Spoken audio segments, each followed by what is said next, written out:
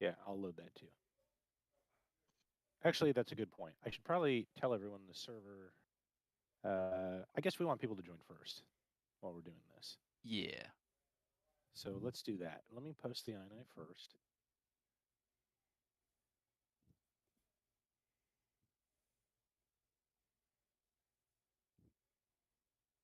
And I'll post the lineup in a second. What I need first is I need to know.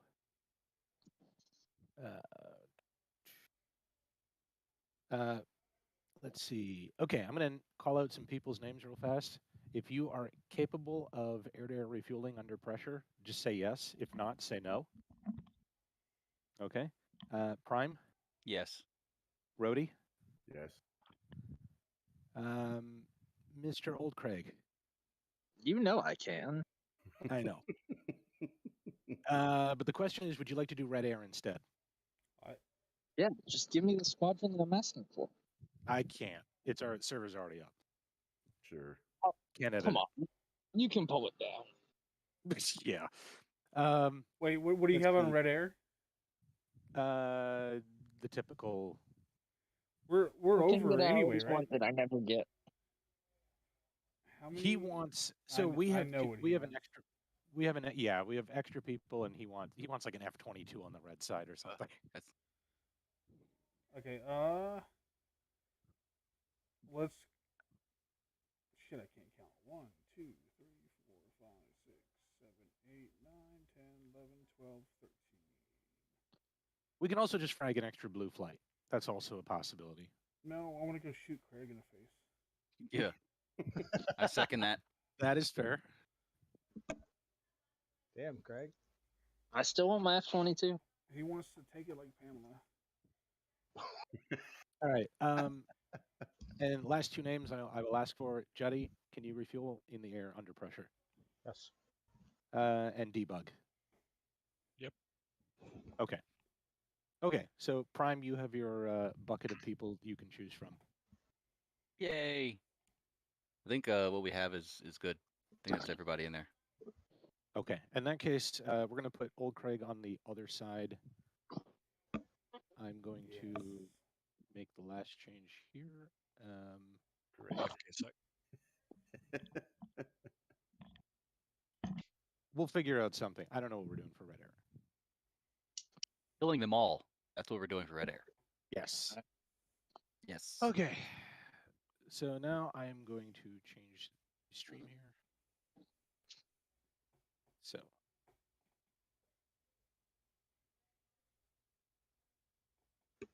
Whoa. Is it loading or no? It's loading. Yeah, it's loading. Is it loaded though? No, No. That's not good. it's buffering. Whoa, what was that? What was that? You can do emotes during the stream. That's Oh, new. oh, oh, Ooh. Ooh. uh-oh. Done did it now. Oh, Oh. Ooh. oh. Well, that's going to be all day now. Nice going. Says you have a network. This may be due to network conditions. So you're. Interesting. Let's redo that. Redo that. I have never seen that before. No, that was pretty cool. I still have it doing that. I don't know. Goodness. Unless it's not. Now I've got extra. Then what in the world? Okay. Jeez. I'm still trying to figure out how to do it. Okay. I'll have to do this another way, which is fine, but I won't be able to do the zooming in that I want. So I posted a picture, and we'll just have to reference that later on, but it's fine. Are you trying to stream the whatever program you're using specifically? Yeah, it's not working. that well. Sometimes Just it switched to does another one. do that. Also, sharing your screen might also make it show instead of doing the loading, infinite loading. I don't know Oh, why wait. it does that. Or your This- window. Hold on. Hold on.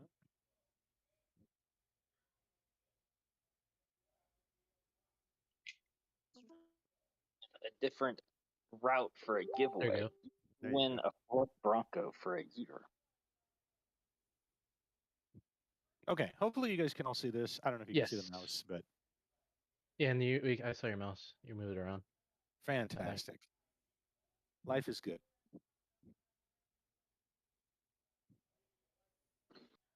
Is the server up?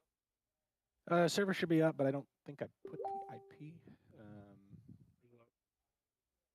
me grab that real quick. Is it KTO?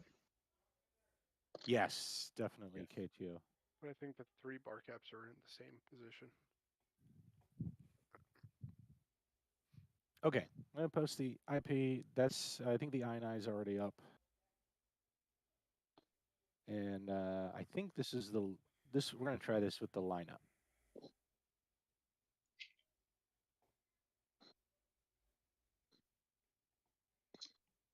Okay, let's get back to the fun here.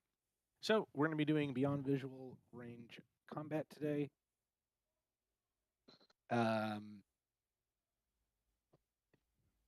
The goal of today is to not go into within visual range. So everything we learned about BFM or ACM or anything like that, we're going to try to throw that out the window today and focus on the idea of beyond visual range. So this isn't the way it really works, in a campaign mission. But today we're going to treat it that if you've merged, you made a mistake. If you get beyond MAR, you've made a mistake. So obviously you want to keep your options open in a real, fight, especially if you can tell, hey, the guy doesn't have any more missiles yet. I can chase him down. None of that today. Today is all about getting onto station and keeping the fight at a distance. You do not want to get close. If you have to, you're going to fall back or you're going to do something else. So we're going to get into some of the concepts here. So Quick can everyone question. see the slide? Yeah, go ahead. Are we using invulnerability or no? No, invulnerability will be off. Copy. We'll cover the mission specifically in more detail later. Right now, we want to get more into the general concepts. So hopefully, can everyone see that the slide changed? So we should see ranges, timeline, all that. Yep. Tracking. Okay. Okay. So the timeline. Hopefully, no one's colorblind. Good. Because I color coded. So the picture range and the targeting range I put in green. That's because you're not really in danger yet. Once we get into orange, the minimum targeting range, desired outrange, decision range, you have to be in the thought process of actual targeting. You have to have your decisions already, your mind's got to be working in terms of the enemy's there, I'm here, how close am I, how far am I, what am I doing, what's next. All that needs to be a thing. By the time you get into the red, if you cross that point, that's bad. So that would be the minimum abort range and the stern wes. So we're going to cover all of these individually, but the idea of it being a timeline is that we're going to be crossing into, as you're flying at the enemy's flying at you, you're going to be crossing into these one after the other. So first you're going to be within the picture range, then you're going to be within the targeting range, then the minimum targeting range, and the desired out range, the decision range, the minimum abort range, and then the stern wes. And at some point you need to turn away before you get all the way to the end. And that's what we're going to be looking into is decision making. What do each of these mean and what do you do at each point? The additional criteria on the right, we're only going to cover in a basic overview. So things like transition range, targeting depth, shot depth, factor range, all of these other things, we're not going to get into as much now. We're going to just briefly gloss over that, hey, they exist, they're concepts. If you're a lead and you already understand these, great, factor them in if you can. That would be fantastic, but we don't really want to get into the real advanced stuff. This is supposed to be a basic overview only, and we're supposed to apply the idea of timeline. So if you can apply the timeline in your flight and in your thinking, that's enough right now for today. So briefly, we're going to cover the basic idea of the AMRAAM. We have the advantage on the blue side because the AMRAAM goes farther, it lofts, all the additional things that go along with it. So the advantage factors when you're about to shoot at somebody, look at the speed, look at your altitude, look at your enemy speed and their altitude, and then you can compare the aircraft and the weapons. So if it's two F-16s going at it with each other, with both of them having the same AMRAAM type, there's no advantage in the weapon. It all comes down to speed and altitude. Are you faster than the other guy? Are you higher than the other guy? And are you using the lofting? If you are, then your shot is better than his shot if he's not doing those things. So today we're going to be going up against Russian aircraft, things like MiG-21, MiG-23, MiG-29, those types of aircraft. They do not have a better weapon than we do. Our AMRAAM is better than their equivalent, their R-77. So we need to use that to our advantage. Where some of their aircraft have an advantage is that they can chase you down. They can go much faster than you can, twin engine aircraft, that sort of thing. So they might beat you on speed. So if you have them locked up in your FCR, you can see what their speed is, by the way. That's kind of a topic for a separate time, but you can see their speed. And you can tell what they're intending by how they're looking at you. If they're coming straight at you, going really, really fast, then they're trying to negate your advantage. So the tactics that we're going to be looking at, overall, we're going to be looking at the grinder as our basic, sort of general default state right now. There are other things that we can do, but we're just going to be looking at the grinder, and we're going to be looking at skate and short skate. Bonsai is something that we're not going to want to do today. Obviously, in real life, exceptions exist and whatever, but we don't want to do that. And we'll talk about what all these are now. So the picture on the left, I posted in the channel. If you want to go see this in greater detail, please do that. If you can't read it because it's too small here, take a look at it in the channel. But that basically shows the general timeline. Starting at the minimum targeting range, the friendlies are on the bottom here. So starting at the minimum targeting range, that's how the timeline goes. You start going from the minimum targeting range to the transition range, to the desired out range, the decision range. And there are more, by the way. There are many more acronyms. We're only going to cover a subset. The idea, though, that's very important from this diagram that I want you to take a look at is look at the launch and leave tactics, that side, the right side of that image, not the one on the left with bonsai in it, but the one on the right. So if that fighter that's coming in there, let's say he's coming in with his wingman next to him. I know he's not in the diagram, but let's just say over here he's got a wingman. And the lead calls that the tactic is skate. That means you want to be out by the DOR, the desired out range. You want to come out there, shoot, and get out, and go away. If you call short skate, you're coming right up to MAR, and then turning around and shooting. Those are the main differences in this diagram. Everybody follow so far? Correct. Okay. Any questions? No questions. Fantastic. Okay. Now, the other things that I said we weren't going to really talk about, that's the such things as the targeting depth, shot depth, factor range. This has to do with a more complicated idea that, let's say you guys are the fighters on the left. This is the diagram on the right here, figure 4.103. If you're the two fighters flying to the east, and you've got the two fighters marked with that red bubble, you want to take them out, no problem, 2 versus 2. But they have 2 other people supporting them northeast of them. And so the question becomes, what do I do at this point as a flight of 2? What do we do? Do we shoot at both groups? Do we shoot at just the first group and turn away? Do we split and have one of us take one element, the other take the other element? That's the type of series of questions that the targeting depth, shot depth, factor range all answer. We're not going to deal with that right now because I think we're going to deal with some of that a little bit later. It's good to still look these up. It's good to have an understanding of what they mean and what they are.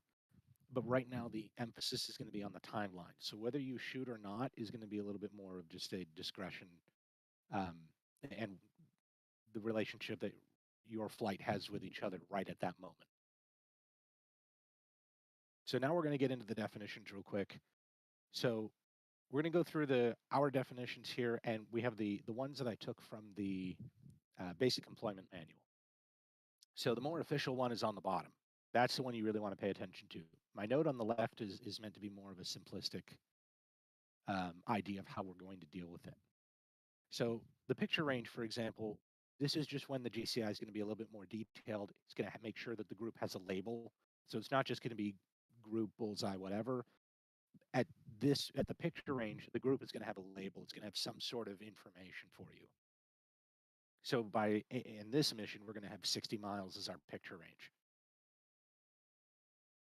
So for right now, that's your understanding. If I'm just telling you there's a group and I don't have a label on it, because I'll be running the GCI for this mission.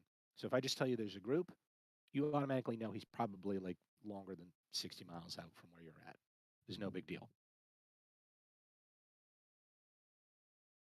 Targeting range. This is when you should begin thinking about actually targeting who's going to be doing what. If you're the flight lead, you need to be thinking about what your flight is doing at that point. And we're going to have that at 50 miles. Now, the interesting thing about this one is that this depends on the flight lead.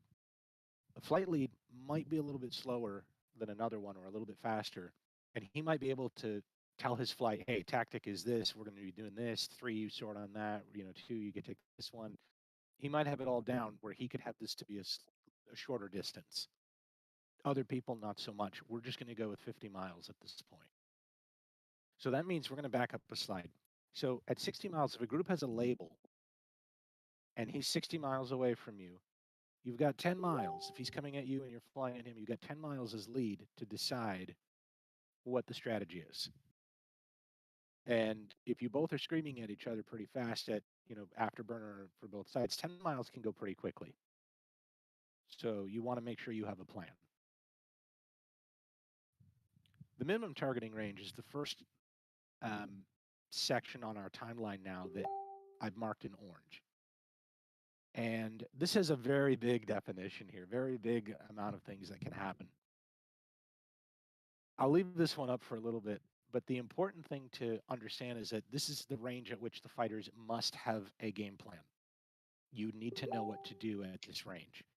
If you don't have a game plan, then bad things are going to happen. It's also an interesting note. It says MTR is also where wingmen may auto-target. And it goes on explaining what's going on here. So if you have somebody within 40 miles, closer than 40 miles, and he's not been targeted, that's bad. You can shoot him if you know who he is. If you know for sure he's a bad guy, you can shoot. You don't need to, you're not waiting for the flight lead to come up with a plan anymore. Yes. So let me get in here real quick. So that's the huge importance. I remember watching Gump's video and my video. I heard some people saying, "Am I cleared to fire?" And it's like 25 miles away. It's like, yes, of course, go for it. Like, we're not going to get upset that you fired, but as long as you know that it's enemy and you are taking responsibility of whatever happens next, basically. But if you know that it's enemy, you declared it, your lead declared it, they gave you a target, they told you to monitor something, like it's all like once you fence in, it's basically if you feel threatened or our flight is threatened by something that you have a control over, you could shoot it, go for it. And like you said with targeting, so if there's a group somewhere and it's already within 40 miles, 2 could say like targeted left, like you can azimuth target automatically. Yeah. So it would be like a group 40 miles ahead of you, like 2 targeted left. It's like, sweet, that's this awesome. You're just reading the lead's mind. It's wonderful. And then obviously the lead will take the other one. Or you could say like range wise, number 2 will take, I got the trailer. Sweet, lead got the leader. I don't have to say anything really. And it just goes like that. And that's like a really big thing for leads to be able to have that as a wingman.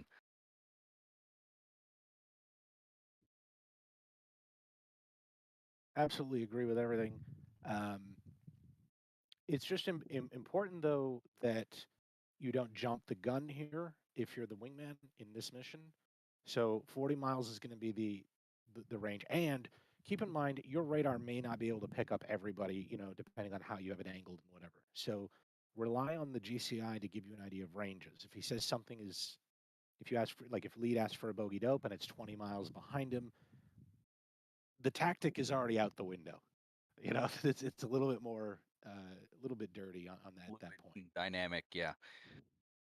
But ideally, you're going to have things targeted first, obviously at the 50-mile mark. So again, 60 miles, you have the label at least, and you probably have heard of the group beforehand. I mean, I might be telling you information long before that, but 60 miles for sure, you're going to have the group with the label.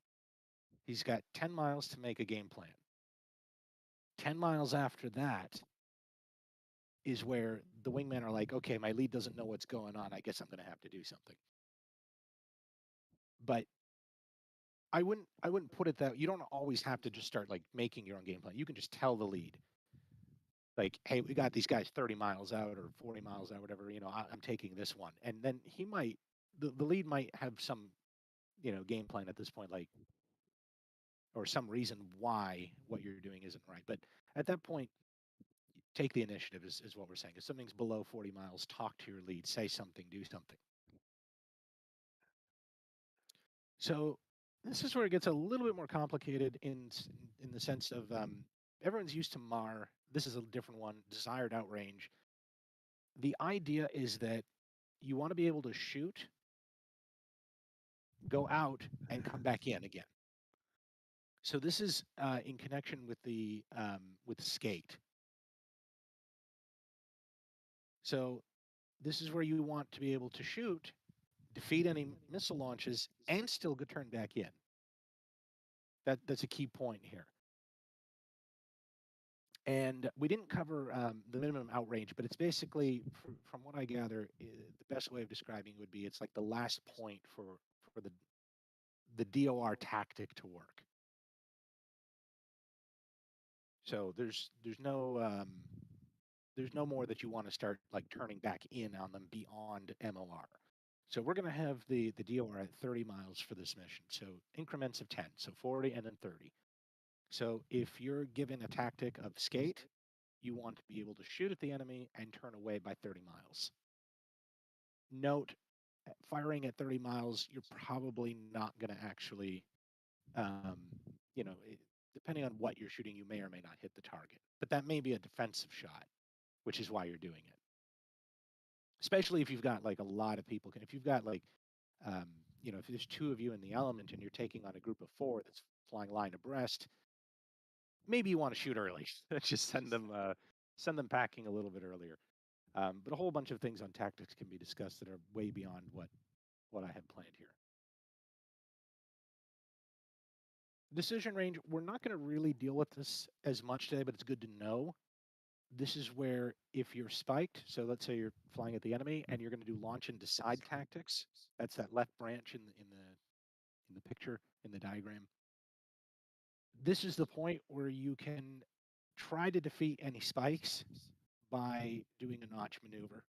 So there are different things that are built into BMS, by the way, that you can actually use with the AI wingman. You don't need a human for this. So you could be flying at the enemy starts locking you up, you lock the enemy up, and then you can tell your wingman offensive split, and both of you turn in opposite directions and try to defeat the lock. There's also beam deploy, which is a variant a little bit more complicated, where I think the lead, if he spike, turns off or something like that. It's a little bit more complicated. But the idea is that this gives you an option whether to press the enemy or not. The important thing to note is that while you're notching, the enemy can still run you down, which is what the AI typically does on the red side. They don't care about the timeline. They just run you down. So if you start notching and the enemy's getting closer and closer and closer, I mean, they can suddenly just come up to you while you're waiting for this notch maneuver to break the lock, and it may never happen.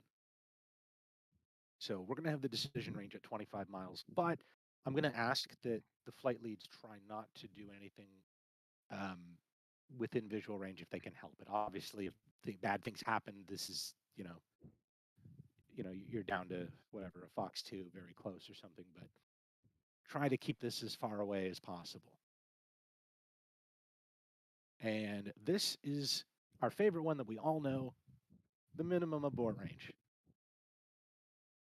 We're going to make this 20 miles for this mission. Do not get closer than 20 miles to any hostile target. It's important to note, and I put this in the notes for some of these others, these ranges are actually dynamic in more of a real setting. If you're up against a MiG-21, he doesn't have the same capabilities as, let's say, a Su-27. So a Su-27, you need to have your MAR at a different value. And you can also do rough calculations based on the same advantages I talked about earlier. If you're much higher than he is, if you're at 25,000 feet and you've got a MiG-21 on the deck, you can actually get very close to him because his missile doesn't have the energy to fight gravity and everything else to get up close to you. And your missile will have the advantage of coming down on him, and it can travel much further and use less energy. So this is really a dynamic range. It's really hard to give a static number and say you should always follow this. With that said, for this mission, in order to get used to the idea of a timeline, 20 miles is going to be a hard number that we're going to use just for training purposes. So if you are closer, if you lock something up and that number is less than 20 miles, you are too close. You have to turn away for the sake of this mission. If you're going to shoot, shoot, but turn away. Get out of there and go back to whatever your tactic is. Any questions so far?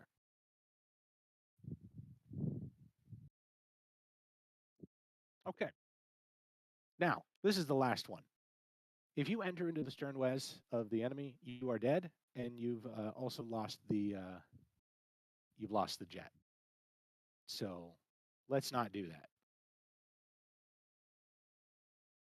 And we're going to count that as a failure in the mission, if in the sense of the purpose of BVR, if you end up in a merge.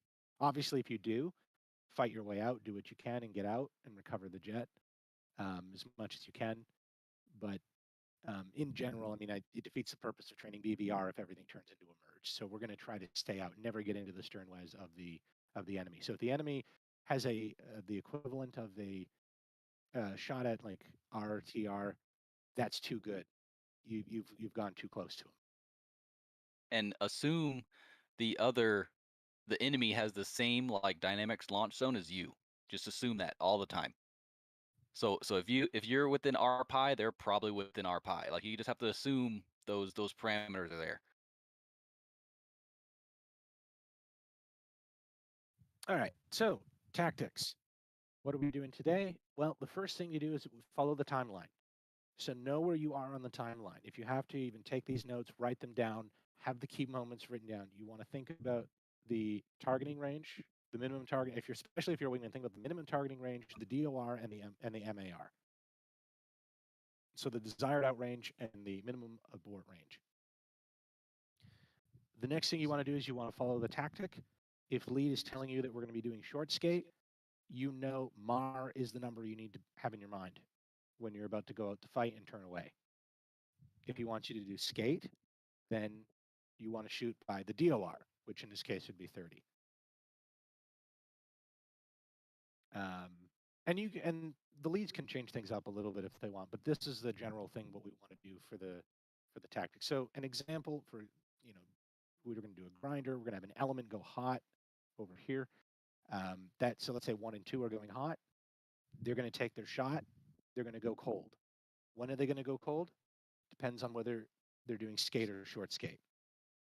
And if the lead hasn't specified what's going on, or if the lead is now cold, 1 and 2 are flowing cold, next element's hot, 3 and 4 are going up there. 3 can call another tactic. He can realize what's going on and say, okay, we've got to do a skate here. We can't go up this close this time. And there might be a reason for that. So that's another idea, is to make sure that 3 and 4 are synced together, just like 1 and 2 are. And then lots of like basically without. This is why briefing's important. So you brief all of this beforehand, so there'll be minimal talking during the engagements. So that's why briefing beforehand and knowing what each other are going to do, it's really important, and having all this stuff at least in your mind to understand it a little bit.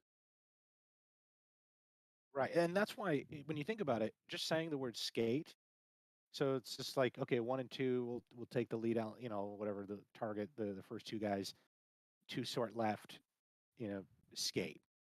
Okay, if you say just enough that, you think about what he's saying. Okay, he's telling 2 which one to target. 2 knows which one he's targeting. He knows which one the lead is targeting. He knows when to shoot by and when to turn out. So all of that was communicated very, very simply. And now the 2 of them are going to shoot together at roughly the same time, and they're going to turn out. And you could even brief which way out do you want to typically turn. everyone's going to go out left or out right, and that's another thing he might say. We're going to, skate out left or whatever. I forget what the right brevity is. I think that's it. But the idea is that everything is pre-briefed or understood, and if it's not pre-briefed, you can change. If you need to change right in that engagement, 1 or 3 can call it right then and there. Hot mic, Then, Gump. Yeah, Gump, you got a mic, hot mic. advanced ideas beyond this are the idea of meld. So there's a point in the timeline where you need to soft lock your target and have your SA on the other targets. And there's another point that comes where you need to give up the SA and have your radar lock onto the enemy. So you need to go STT and have your best chance of a shot. I'm not going to set a time for that. Flight leads are free to, to brief that or do whatever they'd like. But it's just a concept. Definitely before you shoot, go STT. That's at least a guarantee right now in BMS that you should do that. But in terms of where it is on the timeline, we're not going to worry right now. And then the other thing, advanced IDs, radar responsibilities, you could have like 1 and 3 looking high, 20,000 feet and above, 2 and 4 looking below. You could also have where 2's looking more offset to the left, 4 is looking to the right, all those types of ideas. That's another advanced idea of how to split the sky. Today, we're just going to be relying more on GCI to do this. If you want to have radar responsibilities, radar contracts, that's fine. That's also at the discretion of flight leads. If in doubt for ranges, can I turn back hot or not? Ask GCI. If GCI is going to tell you that, if you ask for a bogey dope, which is, hey, where's the nearest threat? And GCI tells you, hey, he's like, 15 miles north of you. You don't want to turn back in. You'd rather have somebody else clear your 6. It's just not a good idea to turn back on somebody who has a Fox 3, chasing you down at 50 miles behind you. So, and that goes back to follow the tactic. And then obviously you can call a spike call to GCI if you're getting, somehow if you suddenly feel you're getting flanked, you've got an RWR assigned to the west, you've got an RWR to the north. You can tell GCI, you can just do a simple call, spike west, and he'll tell you what is to your west. What's the nearest threat that's likely spiking you? And that comes with a range. So you can get an idea that, hey, that's actually a threat, or no, it's not. I just got hit with some radar from somebody who's way out in the middle of nowhere. And then obviously use your RWR2 as well as a idea. If you're clean, nothing's there, GCI is telling you nearest threat is 30 miles away, you can probably turn back in based on the timeline.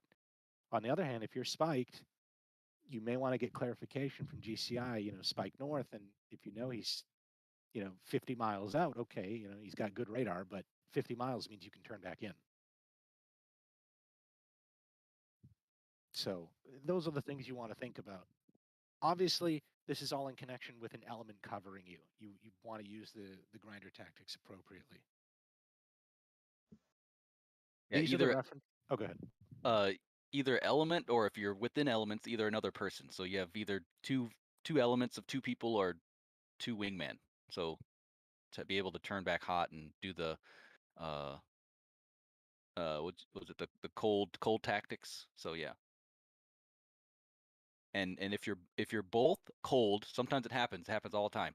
So if you're both cold, it kind of gets split up into like 2. So whoever's closest to the enemy, they're not going to turn back hot because it doesn't make any sense. They're closest. If you're farther away, it's your responsibility to turn off to come back around because you're the farthest away. If you're right next to each other, then I don't know what to tell you. You might as well like split, even get azimuth so the enemy could choose whichever one they want to go after. But if you're both cold, whoever's farthest away from the threat, they have the responsibility to turn back around because the person closest is not going to turn around. And the other thing is you can always rely on another flight to help you if it gets that bad, which we'll cover a little bit in a second as well. These are the references that I used for this that are very good. I really recommend going over both of these if you can. The Korea Basic Employment Manual, it comes with BMS. It is, you saw it on the picture that I put up. It's like, I think it's unclassified. So it's public. Everything is fine. It's great. Yeah, definitely take a look at that stuff for definitions. You know, what do these mean? If you ever find yourself trying to remember what is DOR and then you look at the definition, you're like, what is it even? How do I use it? This manual has a lot of examples and diagrams. BVR timeline's also very good, has the pictures along with explanations. So today's mission exercise, we're going to be doing a bar cap. So we're going to have two main positions. We're going to have the cap flight, that's going to be the active cap flight. Then we're going to have a backstop, which is a cap flight that is not going to be actively fighting at the moment. They're just going to be covering. So if something bad happens, if the cap flight gets completely obliterated, the backstop comes in to save the day. If the cap flight goes completely to pieces and has to break out, you know, fly away, you could call on the backstop to help you as long as they're on station. So we're going to do this. It's going to be very tight timings, and I hope this goes well because I think it's very fun, the idea. We're going to be doing this based on 10-minute intervals. So we're going to have Cyborg as the first flight that's going to be running cap. They're going to go straight to the northern cap zone, and they're going to begin their cap at 10:15 sharp. Spade is going to go into the backstop position. They're not going to actually get there right at 10:15, but they're on their way there. And that's the idea, is that their tasking at 10:15 is to go to the backstop. Panther is going to go to tank. They're going to hit the tanker. By 10:25, Cyborg is done. So you only have to last 10 minutes doing this, no merging. So by that point, you're off and you can leave the zone. Spade will take over. So we're going to kind of do a changing of the guards at 10:25. You're going to mention that you want relief, and Spade will be ready to go. Spade will have announced before 10:25 that they're ready. Cyborg will announce they need relief. Spade is going to say that they're ready to go in, that sort of thing. Spade takes over, flies north, takes the northern cap zone. Panther is going to be done refueling, and they're going to take, I actually realized, so 10:35 should actually say cap. I ended up merging two words there.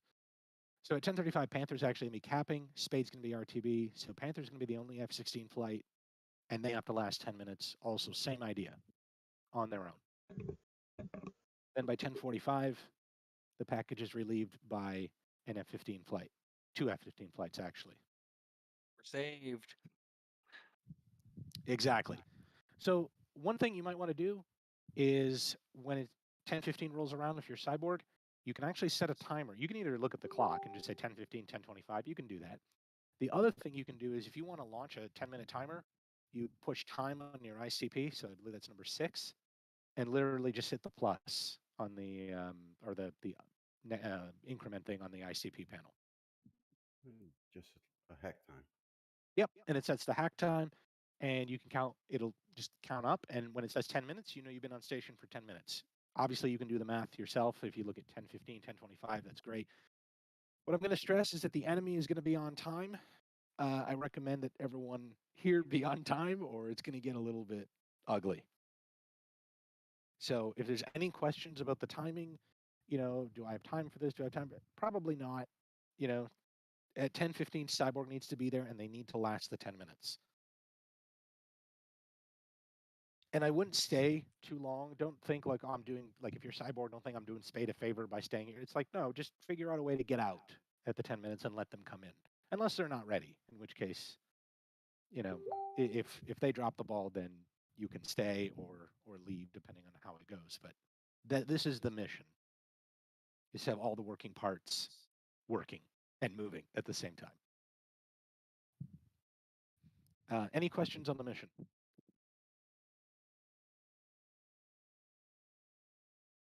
I'm shocked. All right. So we have the INI file.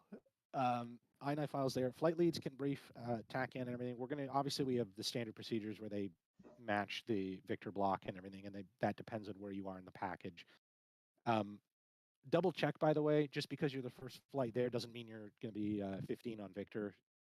Double check your briefing as to where you fit in. And flight leads can divvy up how they want to do TAC in. And for data link, if you'd like to, you have the option of changing your flight to Victor and going continuous. Otherwise, you don't want to go continuous because there's going to be 12 people in the air. So these are the quick recommendations. Grinder tactics, split by element, leads target. This is a contract idea of how to sort. Leads target the contact that is south or to the east, wingman target north and to the west. You don't have to follow this. This is just for leads, basic idea. Notch maneuvers, offensive split, beam deploy. You can always try those if you'd like.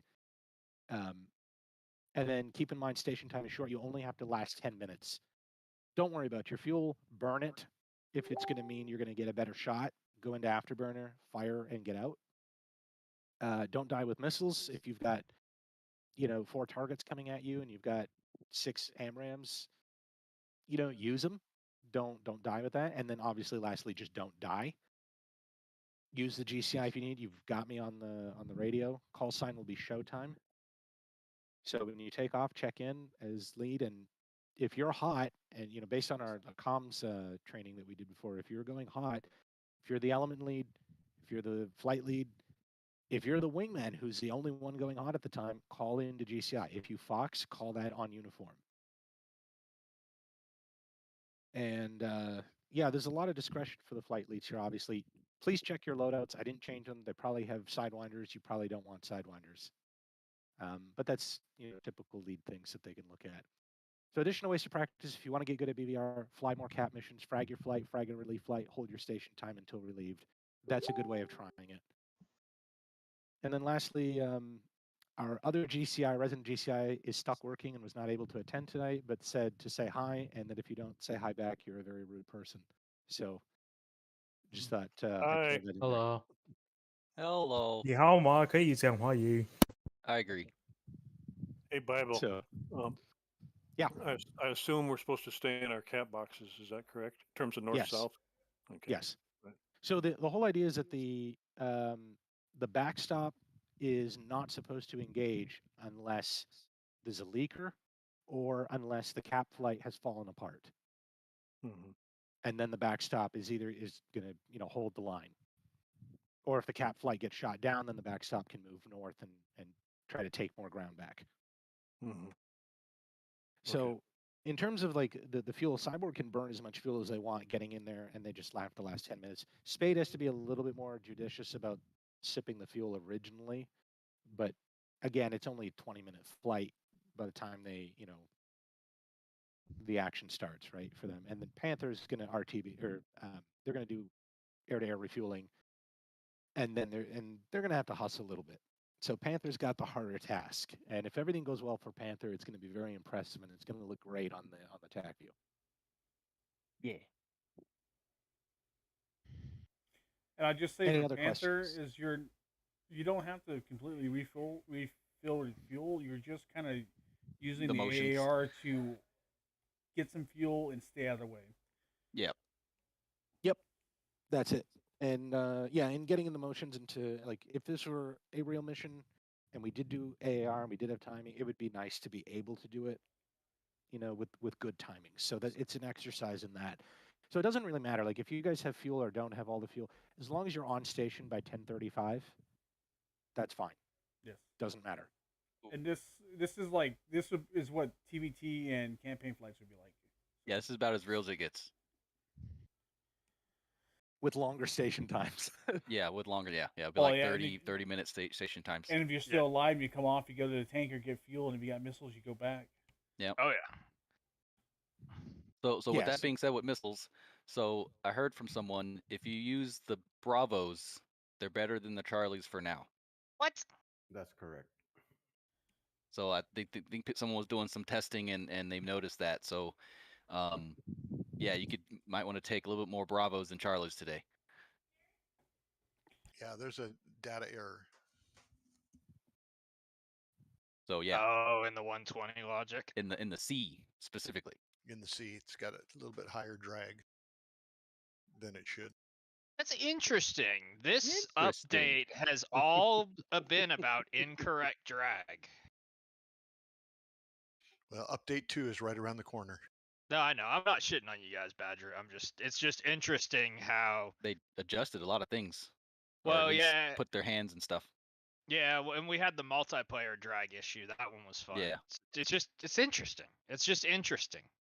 That's kind of the reason why now doing updates quicker, so there's fewer things. So when something gets broken, it's easier to figure out and fix. Right. You only have 8 things to look at rather than 72. There's about 27 in the update too. Is that what it is? Okay.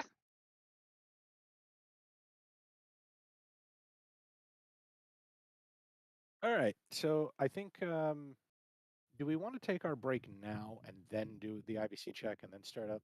Might be a better way of doing it. That way the IBC check will know who's here and who's not. Yeah. Yeah, let's do that. Okay. So we'll take our break. And we will be back, I don't know, what, 3 minutes, 5 minutes? It's to come back at 04. Okay.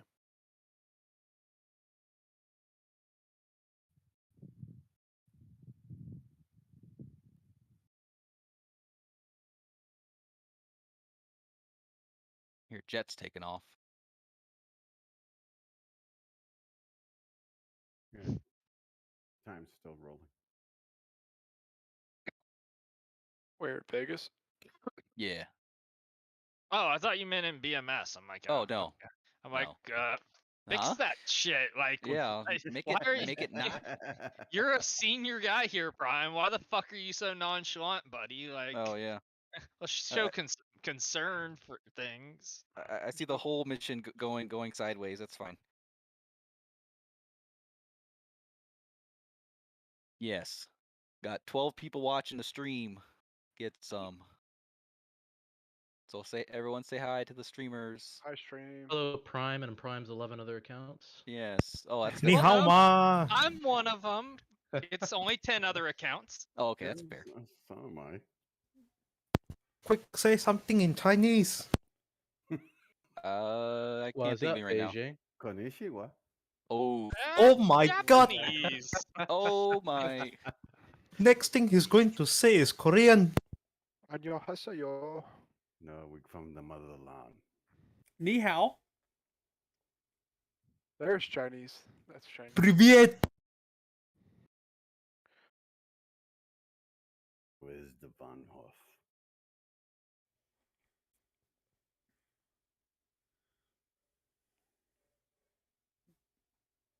Das ist wunderbar. Auf Deutsch.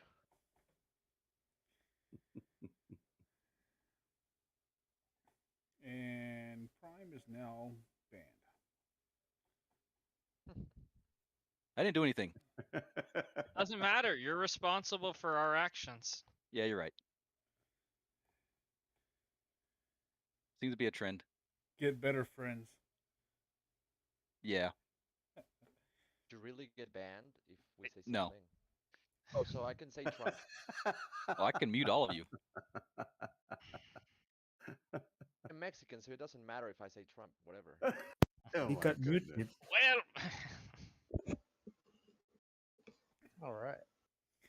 Oh, who else shit. do we want to offend tonight? The South will Wait, rise I feel like- again. I feel like now we have to offend everybody equally to Yes. make it Yes. okay. Yes. More Get offense. me, FBI. It's okay. The IRS will come after you soon enough. Ah, come on, I have the 85,000 people. cartels down here. The IRS would be pissing their pants. I'm You- telling you. This is after they bought a Where- million where- rounds of Where are ammunition. we gonna go first? Yeah. Oh, you heard that shit though? Like 87,000 armed IRS agents must be willing to take a human life. Like, And- what the fuck? And they bought a million Yeah. rounds of ammunition. so- Well, as long as they don't take your money, it's fine, right? Oh, fuck. I can see him knocking on That doors comes right after now. they take your just life. Your life, you're sunken dead anyway. Fuck you didn't our- pay your taxes.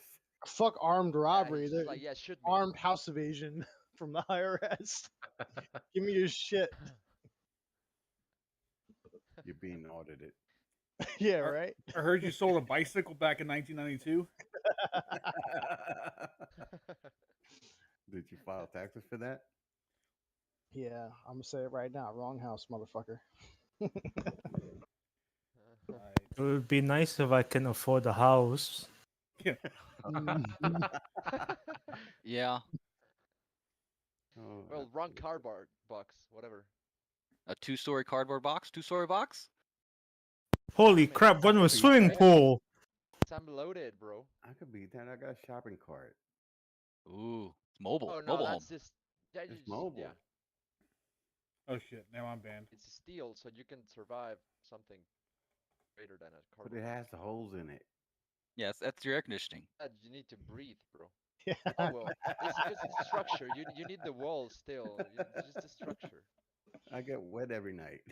Oh, You said you need an umbrella. That's what she said. Did you claim the umbrella as I an was asset? thinking that, Ripper. Ah, there you go. Oh, Oh shit! Hey Prime. So Yo. I said the South, and now Spuds has commented on the video. Oh, the South. Yeah. It's like there's a disturbance. He's like, I've been summoned. I've been some, yeah. There's a disturbance in the force. Let's see if everybody's in your right slots. Check and see if you're in the no, right slots here. We're totally not. Yeah. I'm supposed to be in Panther, but it's full. Oh, I see. How do we fix this? So one person has to leave, save everything. Or just slot into the tanker or something, right? Oh no, Yeah, we don't have a Taker's tanker. not here. Yeah, it's There's just no Oh, tanker. it's 12 on the other slots. side. That's why. I see. Yeah, yeah. Spade 1 has unassigned person. Yes. Spade 1 needs a lead. Play musical empty slot. Okay. Or just frag another training flight, I guess. There Can you I go. what? I moved. How long ago was that message? Musical Possibly. chairs. Like just now. Oh, Musical really? chairs. What am I doing? Can you take Ripper slot? Which one is Ripper? Ugh, I have to lead? Yeah, Spade 1. I guess. Fantastic. Oh boy. Gonna Oh, make you fuck. earn I wasn't- that unit commander. Listening? No, well, I wasn't listening or even planning on flying. Oh, well, it's up to you. Now give me a minute. I need a minute to take it from a racing sim to a flight sim. Wow, that's a whole minute worth of equipment. Or do you? No, I do. No, just fight them with the steering wheel. Yeah, throw it at I him. would. I'd love to see that. Make sure your camera's right. It's okay. I've seen people do the racing games using the flight yoke, like the civil flight yoke. Yeah, but can Oh, you that's see fair. someone flying a jet with a steering wheel? Dude, that'd be Like- fucking great. I would need. Poverty pushes used- innovation. He uses the gear shifter for pitch. I was just thinking through how I would do that. My steering wheel actually has dual clutch pedals, so Oh, there you go. Yeah. I could probably use Up and down. those. I don't know. think somebody's in my seat. Well, give it a minute and we'll fix it. Here, I moved. I'll go 4. You go 2. There you go. There you go. Cyborg's good. Well, you should not sit in the same seat at the same time. It's a little hairy. This is what I get for not paying attention. Yeah. You're the absolutely. middle flight, so you just go to the backstop, and at 25 you go to cap, and then at 35 you go home. It's easy. Do you mind being Yeah, free? just be on station at 25. 10, Yeah, it's fine, debug. Let me change some Did stuff. you see what I said, Bible, about sharing the GCI screen? Yeah, Okay. I'm going to switch channels though. That's fine. because- I'll follow you, and then I'll. You yeah. bastard. Yeah, because I know certain people like to peek over in the channel Yeah. they're not in. And I don't. It's my F-35 integration. Oh, Or it's Dream. no. Called Oh, data linking. It's your DCS F10 map. Yeah, that's- yep. exactly. Can we get into a separate flight brief? We're going to do that still. Yeah. yeah, if you guys want to separate and do your flight briefs, that'd be great. Let's do Cyborg up into Arma. Although and- before we do that, let's do a real quick IBC check. Yeah, I was about to say, yep. Copy it. Cyborg, Spade, and Panther.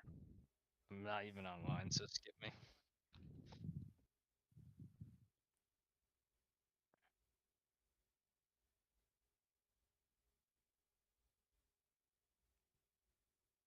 Oh, I'm not gonna hear it because I'm not connected either.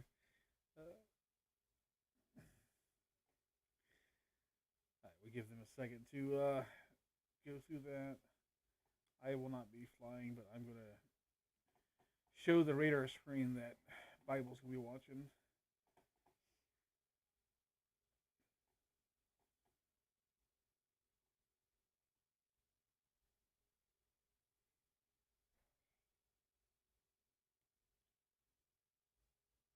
Okay, so I think I didn't hear one person, but I think that's. I wasn't even. I'm not even on the server. So Let me rephrase that. I think I missed a Panther voice in there somewhere, but that's fine. Yeah, debug. But otherwise, hopefully everyone heard me and I heard everyone. So Cyborg flight. Let's hop up to the armor ready room right above us here. Wait, did you do a call for showtime? Yep. Could you do it once more, please? Okay, I got you. Awesome, thank you. And then we'll have Panther go down into. We'll have Panther go down into DCS. Alrighty. Here So we go. Spade doesn't go anywhere, yes? Is right, your... stay here. yeah, Spade is lazy. We're not going anywhere. Fuck that. Oh. Yeah. Let me look at things. 2, 3, 4. 6 and 7 are triangles. That's gotta mean cap area. Oh shit, I don't have an INI file yet. Download.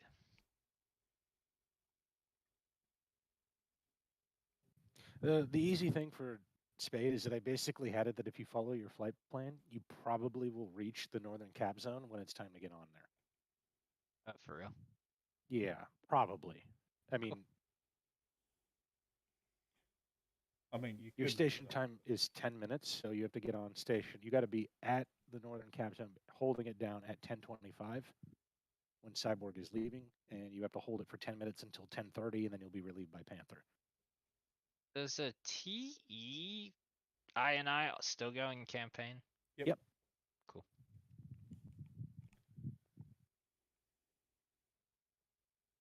Man, we should really mess with Craig and say, no, what are you talking about? It goes in the TE directory. I was looking for the TE directory. It's been a while. Yes. Okay. So I mean, Mister, I've been on vacation the whole summer. I might have done a lot of vacationing. I feel like you're making up for the last 2 years. 5 years. Since I've been making up for since I started taking care of my grandfather. I crushed it all out in one summer. I'm very confused.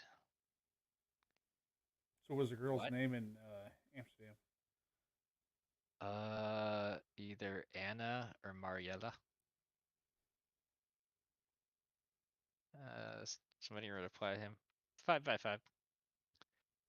Okay, our briefing is fucked. It has me on Victor 13. Do your click dance and then reopen the briefing. You know what? That makes a lot more sense. I'm starting to wonder if do you want to take number 3 for this mission? Badger, you want to lead? Okay. You can always take number 5. Now I'm okay. So this gives me some good information. We will be on Victor 16 today, guys. The way that I do TACAN is number 1 will be on 16, number 2 will be on 16 Yankee, 2 will be on 79 Yankee, 3 will be on 79 X-ray, and then 4 will be on 16 X-ray. We don't have a Joker bingo today, really. I remember basic shit. We don't really have a Joker bingo, but still don't fucking run out of gas. And if you do, you better be able to coast the 60 miles back, and probably won't be able to. So let's not run out of gas. 30,000 feet, you can do 60 miles easy. Wait, can you really? 30,000 feet and 60 miles, you can glide it. Yeah. I don't glide enough. We need to do some gliding practice and stuff. Let's see. We'll follow the flight plan. I'll try and fly the Carrot. That should put us on station somewhere near when Bible wants me on station. I'm not gonna brief Mar and all that shit because you just got a nice lecture on it. Yeah, make sure you go over that if you need to. I can give you the document. Basically, Mar is 20. Yeah. And the DOR is 30. Oh, okay. What he says. And DR is 25, yes? Look, if you're at 25, you've almost fucked up. If you're at 20, you're almost fucked up, and you need to rectify the situation Yeah. or just talk to us. The biggest thing is communicate pertinent information. If you're about to get into a good situation, if you can give us a quicker heads up where I can start turning my jet towards you, it can save precious time, and seconds matter at times. So if shit starts going bad, be vocal. Wait, did you draw the tanker box in a weird location? Yep. DR is 25, by the way.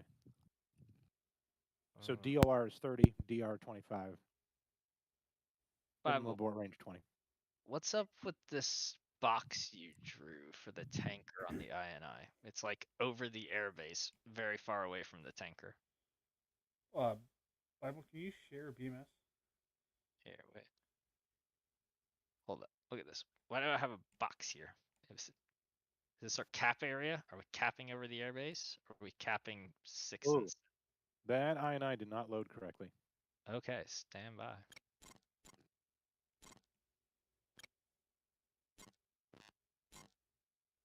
My guess is that you did your click dance or something. You did something weird maybe before you loaded the INI. I don't know. I don't get it. Okay. Let's do some fixing of shit. Replace the file in this destination. Cool. Now we click load. No, it keeps that box. It doesn't reload shit. Try resave and reload the mission, basically. Should be pretty simple. Craig will eventually get it. Although I'm terrified now how Spade's going to perform. Okay, there we go. It's right now. Cool.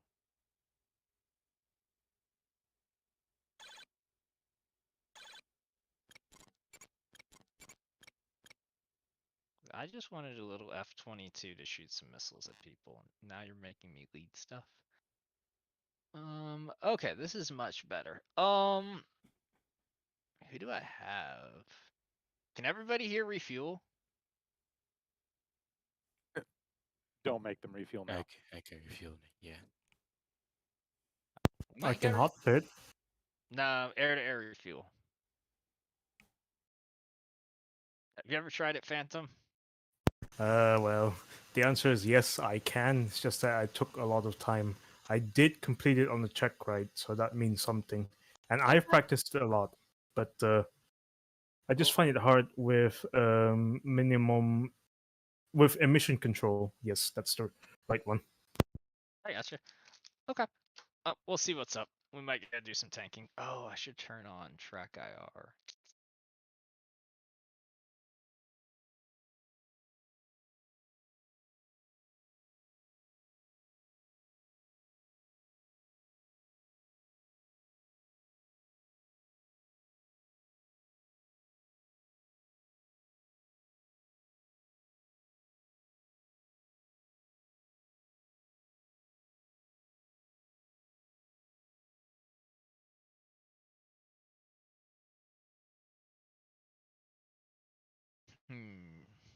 Other briefy things. I don't know. We'll fly to Steers 4-5. We'll hold there until we're needed. Hey, Craig, you want to adjust our loadouts? Ooh. Yes, I do. Boom, boom, boom. I like sniper pods. Anybody not like sniper pods? Awesome. We're taking sniper pods. Yeah, we like Bravos. Oh yeah, we're taking all the Bravos. Badger, do you know why 600 bags have a lower drag coefficient than 370 bags? Is that a realistic thing? I don't know. It doesn't sound right, though, does it? No, because if I go here, okay, so our drag coefficient, we have 6 AMRAMs, sniper, jammer, and 2 370 bags. Drag factor is 151. If I throw on the 600 bags, the drag factor comes down to 139. How does doubling fuel tank size reduce drag factor by half? I'll ask that question. No. Don't do it. I like my 600 bags that are better. I'm just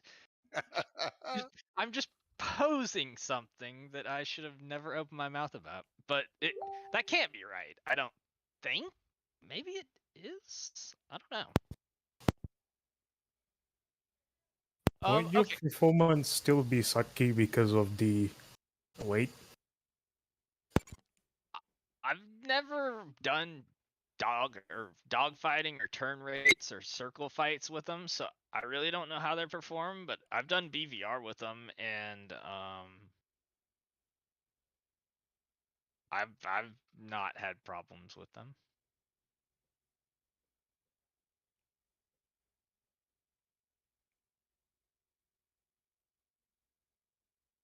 Let's see. I need to minimize. Have they solved the wheel collapsing in game, Badger? It is believed to be solved. Okay. And I say believed because it's very hit and miss. So we think it's solved, but when it comes out, we'll find out with more testers. Okay, cool. I have mono running, so if we see it, or I see it, at least we should have a log. Yeah, at this point, it's not going to help. Have to wait till update 2 comes out and then go. Cool, okay. And when I get a chance, I'm going to turn off mono.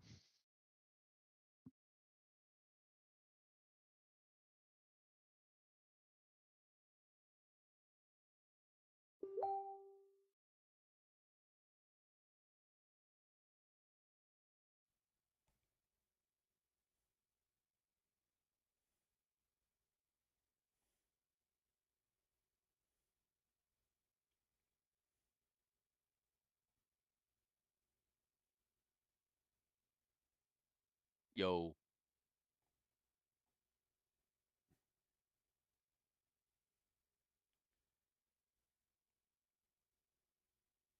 Hey, Prime.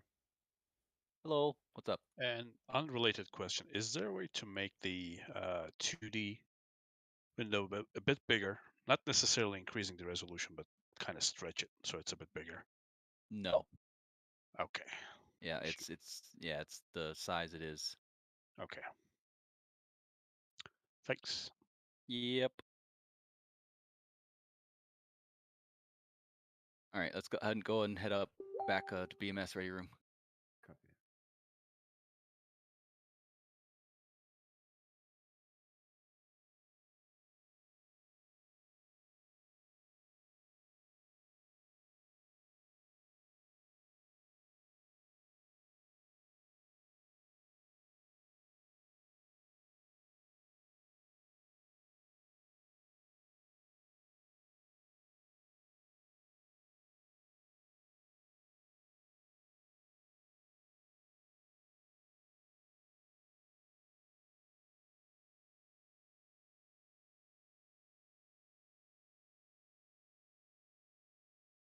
If only I could afford to go to Florida.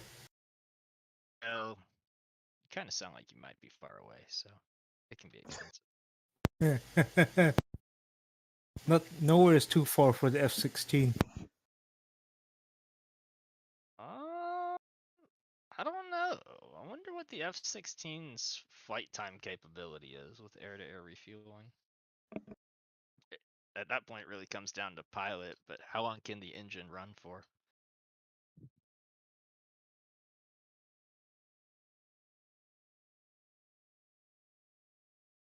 You mean if there were constant refuelers along the way? Yeah, could it fly all the way around the world? I mean, let's take out the pilot limitation. How long can the airframe be in the air for at a single point in time? How can the engine last? How long? Yeah, just how really. I mean, it's really how long does the engine last? Does it burn any oil? I don't know anything about F-16 engines, so. I'm pretty sure it'd be a turbine balancing factor. Like eventually the turbine's going to get out of balance, and that's when things are going to start going wrong. How long can that engine last, Prime? With what? Like what? Okay, wait. So if we could, Constant running. If we could put a jet up in the air with unlimited tankers, how long could that engine run for before it has problems? Failure. All I know is when Chain and them, they flew from Korea to Utah nonstop, Yeah, just using it's like air-to-air refueling. 16 something hours. Yeah. Okay.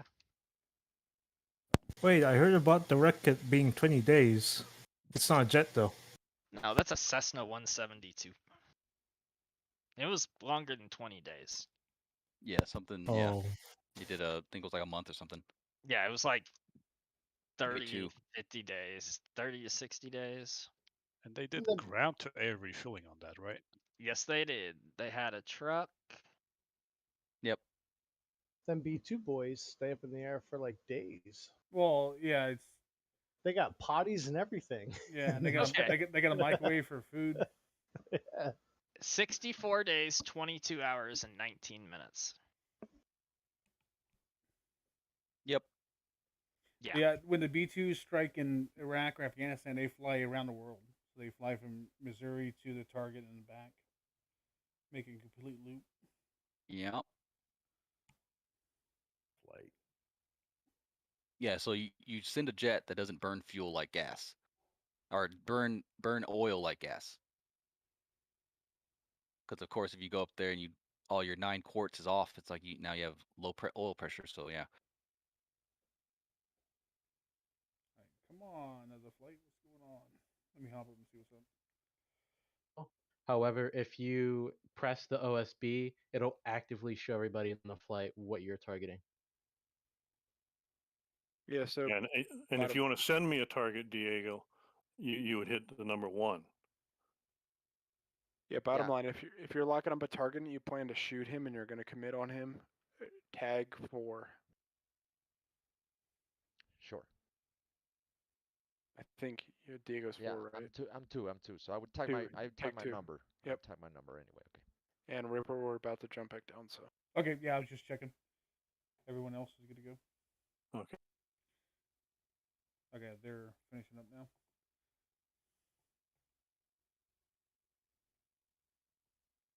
All right, Debug, you sure you don't want to switch? Too late now. Just don't even ask that. It's done. We're about to step. Like what? I'm good, man. All right. Walking out Still to the warming jet, up. be like, Yeah. The heck. It's like you still want to leave, brother? It's like what? It's like huh?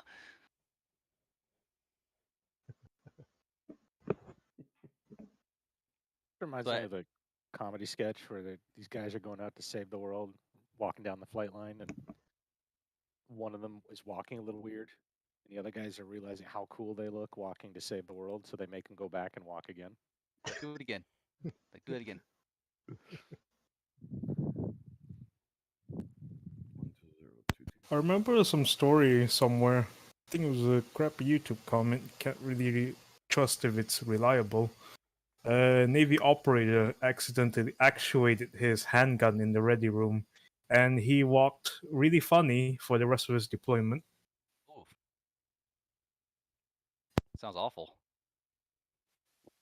He didn't hurt himself, in case you need to know. He shot the wall, but you know what happens next. Yep. Pretty sure McCain caught a boat on fire. How the fuck do you turn off? McCain talk wasn't now. responsible for that. no, the rocket hit McCain. Yeah, the rocket hit McCain. That's a huge thing that's so often misquoted. Yeah. McCain didn't burn up an aircraft carrier. All right. I think we're good.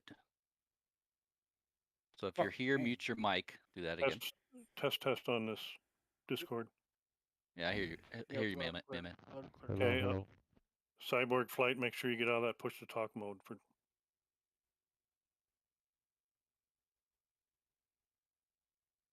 I think everyone's mailman. Okay, cool, sweet. All right. Click dance. And if you notice, the times are a little off. So if you haven't, you get a little bit of time. We're taking off first. Get your mental bullseye when you can, because that's important. Because it's different now. All right, go ahead and start the server. When everybody gets in, it'll go whenever. And then taxiway. All right, Bible will hop down to officer.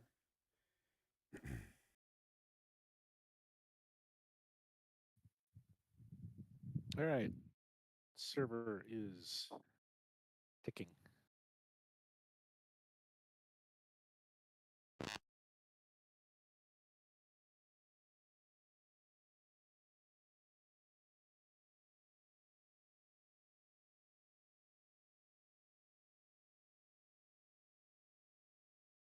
Give him a second.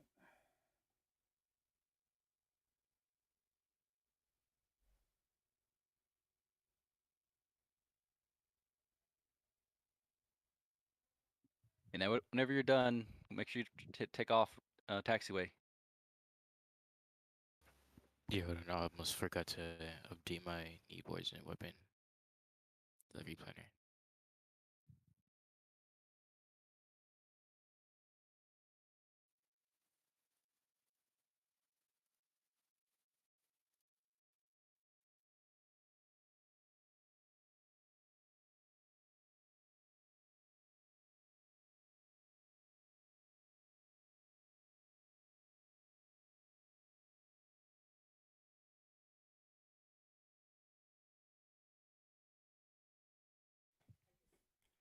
Okay.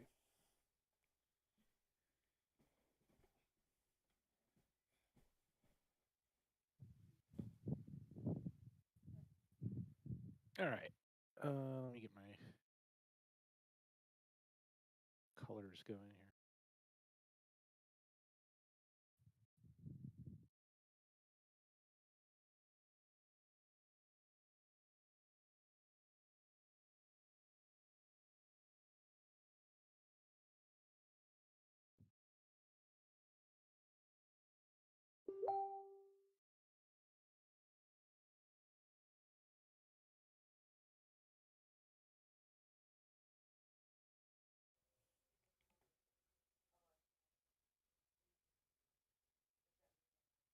Are they in yet?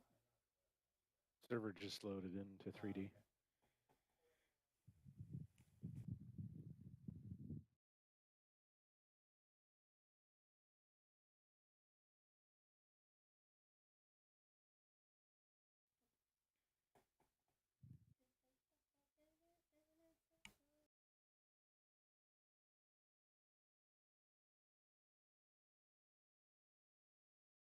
All right, switching my screen over. Oops, that's not the window.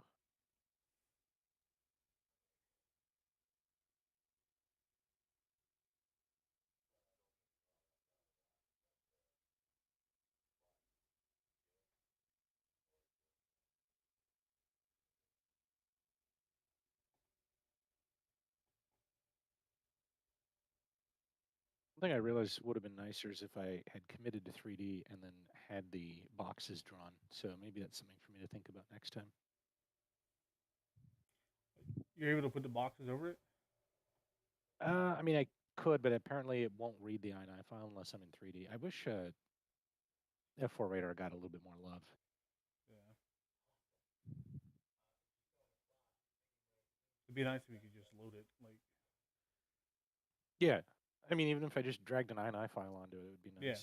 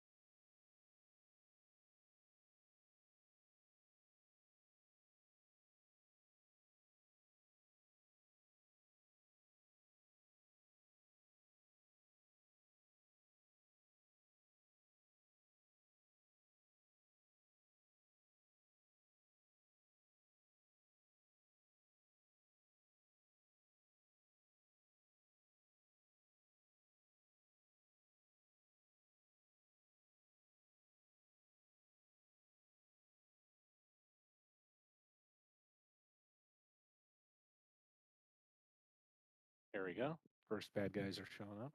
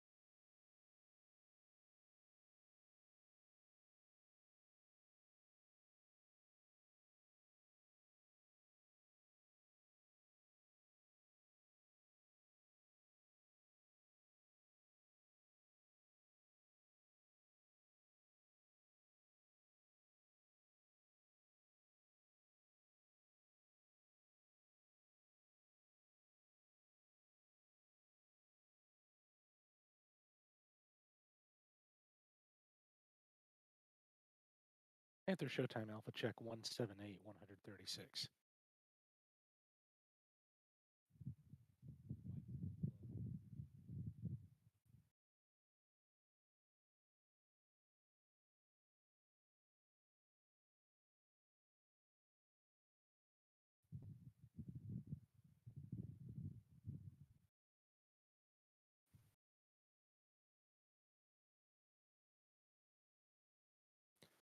Panther Showtime, how copy now?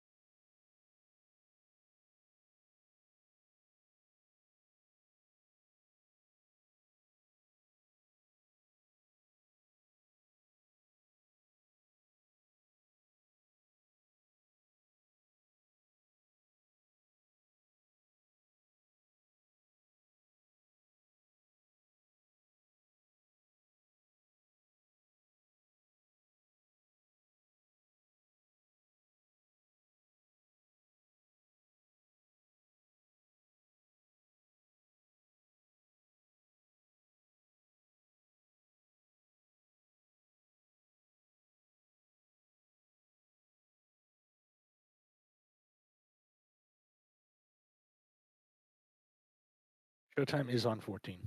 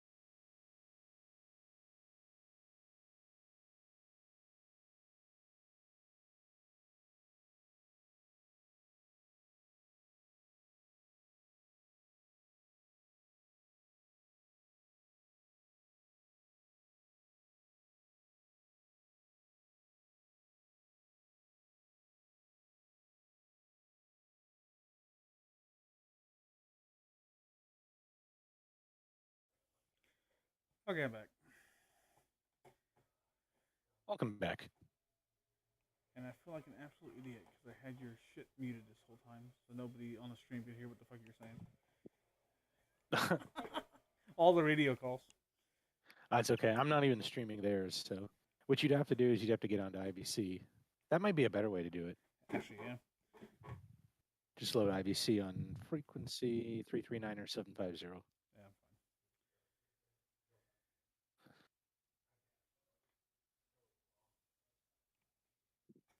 Actually, wait. Let me see.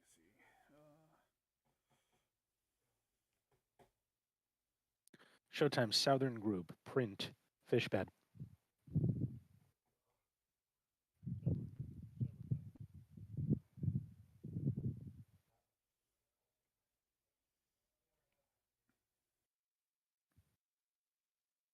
Cyborg 6, Showtime nearest threats, Southern Group, Bra 347, 70 miles, 25,000, flanking southeast.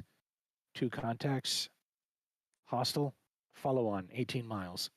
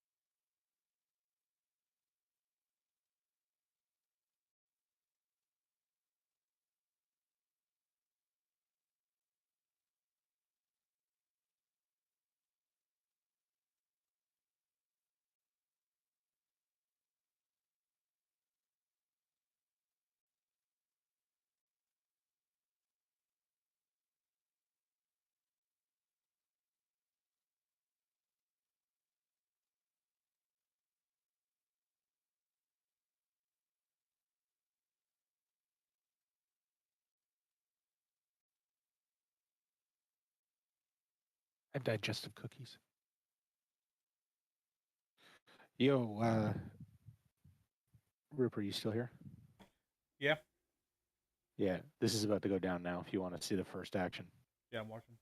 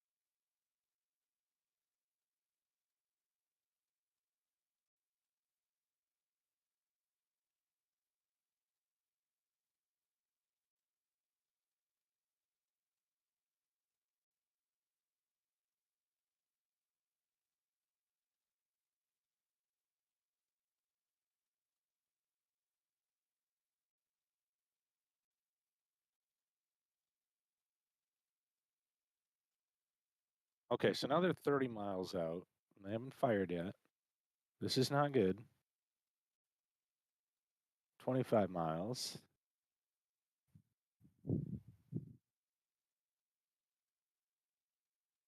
Cyborg range, 25 miles.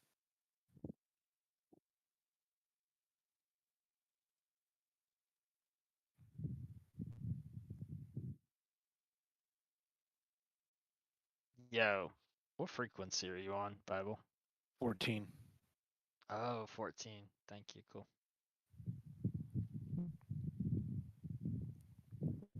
Give me a second. I gotta complete this turn.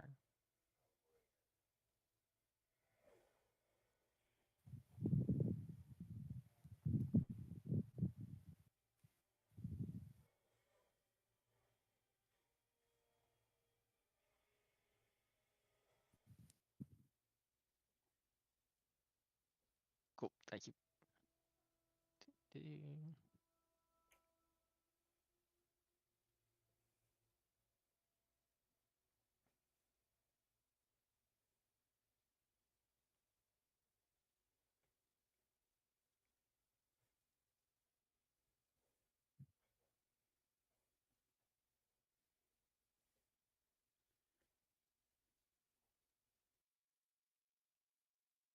Spade 1, Showtime, Alpha Check 184, 170, 21,000.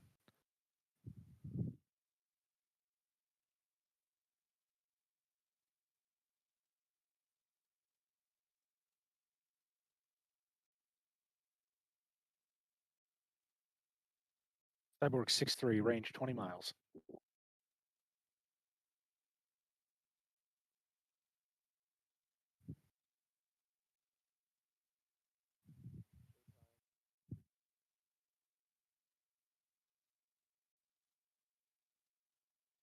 Two 63, hostile northern group. Break, Cyborg 6-3, threat, Braun, north, 13 miles, fish bed, 20,000.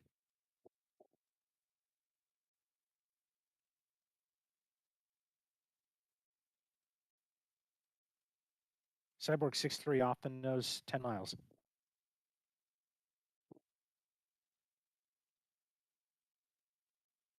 Well, that's disappointing.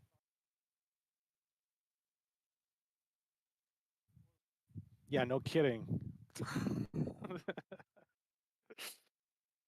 Oh, that's bad.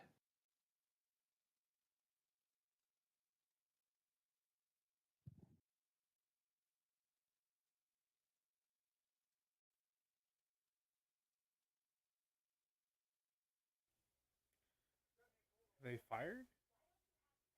Yeah, he fired, but he was looking at the northern group over here. Oh, he missed the fish beds. And he missed the fire right up in front of him. Oh, that's brutal.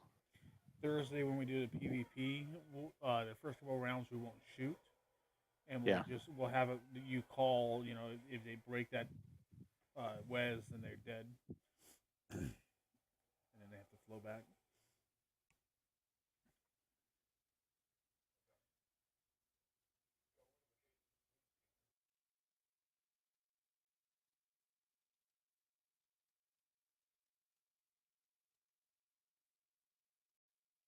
Now they're just stepping on each other. Everyone just heard the dubstep there.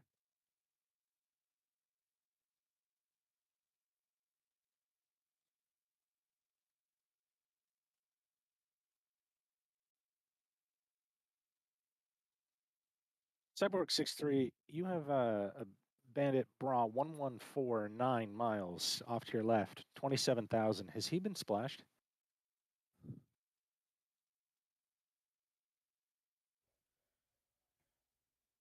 Negative. He's to your left, up high, 23,000. He's leaning in on Cyborg 6-4. Correction, he's now turning in on you. That's him. That's hostile. He's up at 18,000 diving.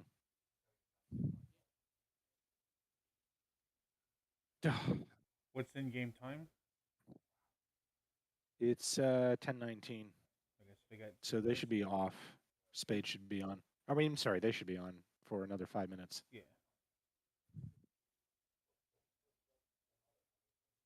Cyborg 6 flight merged with a MiG-21. So the reason why I didn't warn them earlier is because 3 called that target was splashed.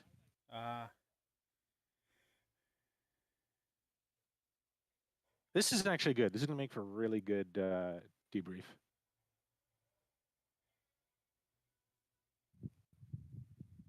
The only thing that seems bad is the timings of the aircraft aren't right. They're coming in too fast on the MiG-23s that I set. Or maybe not. Maybe that's the second wave that I set. So I think that's okay.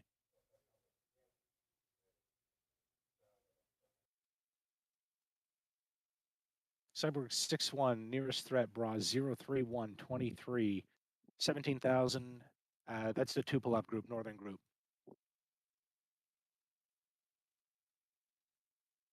Showtime, additional group, Bullseye 228, 71, 21,000, hot, hostile, 4 contacts, print flogger.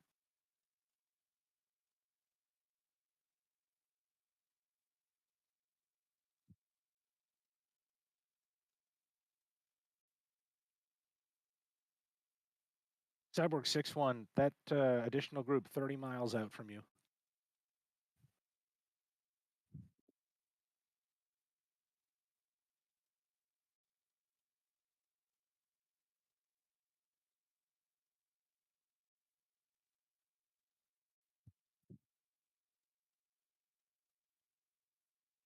Wow, this is going to be really bad. They're not going to have dealt with this threat by the time 1025 rolls around. And they're just going to have to run.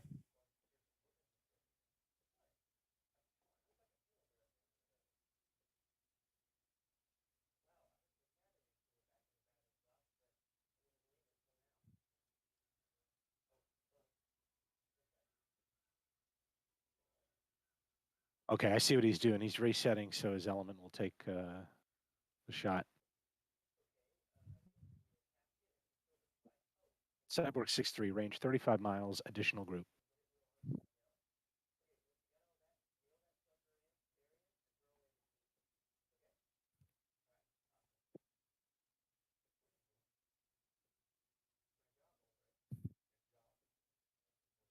Panther Showtime, welcome back.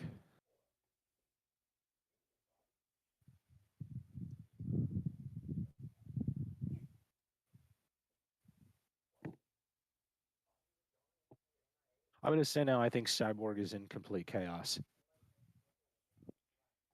They just messed up their formation here. Now the lead element turned back instead of flowing cold. Now they're all bunched together. Now they turn cold again.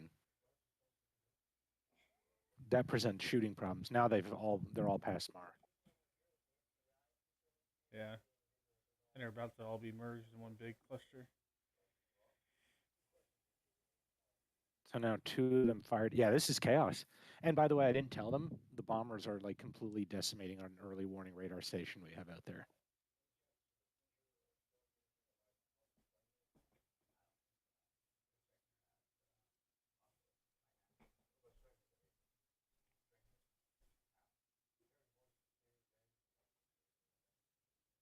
I think they're still having trouble with the idea of the timeline. Well, it goes fast. So it's like it does. You're flying at each other at like 1,000 closure. Spade, are you ready to take your station?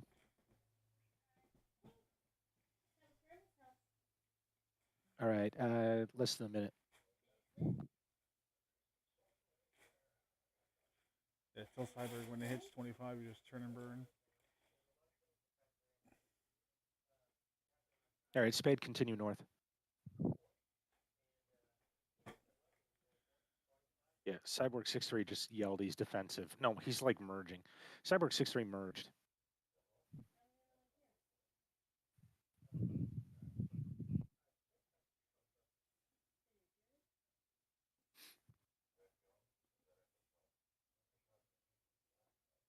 Cyborg 6-4, Bra 332, 14 miles, 14,000. You got a MiG-23 right off the nose.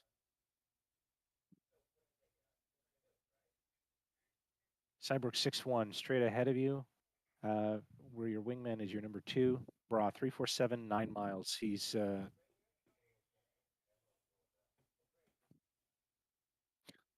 negative contact, Cyborg 6-2. Correction.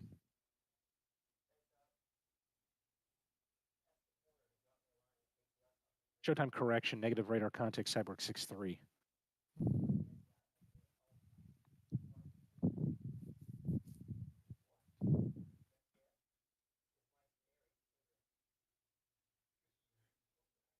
Do we lose the Cyborg? Yeah, I think we lost 3? Yeah, we lost 3. What's the time? It's now 10:25:50, so Cyborg should be leaving now. Yeah, tell him to bug Spade out. should be on. Spade is coming in. Yep. Spade, Cyborg's already called for help. Spade's coming in. Spade, showtime. Cyborg is actually merged with 2 MiG-23s.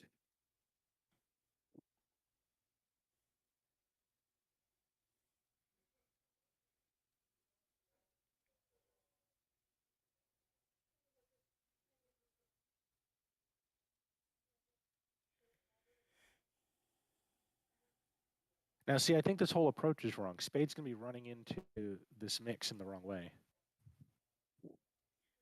Well, Because how are they going to get a clear avenue to fire? they're not going to have it because they're merged. Right. So Which I is- think the whole thing was Well, they should have, with their time on Should have fought station, east. with their time on station, they should have just bugged out. They should have like hit the deck and then burned south under them, so they had clear avenue. Okay, well, at least 1-2 and Spade element is setting up quickly.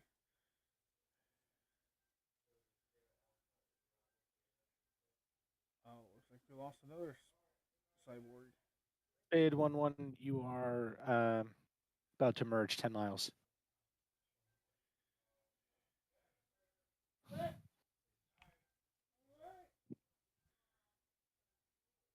lost 1 and 3.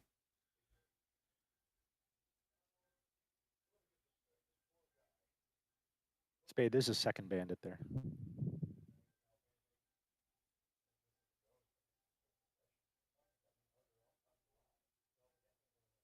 Cyborg 6-4, you can RTB now.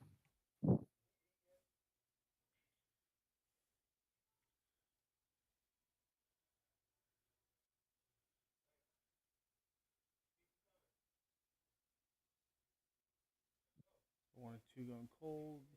3 and 4 is hot.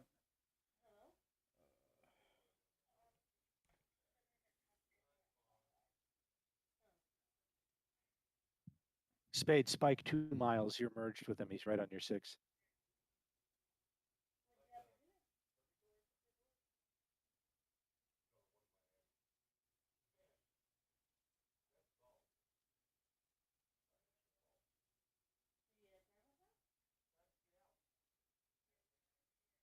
This is already a bit of a disaster.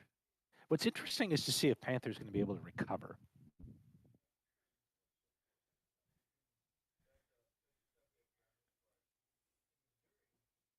Spade kind of got screwed.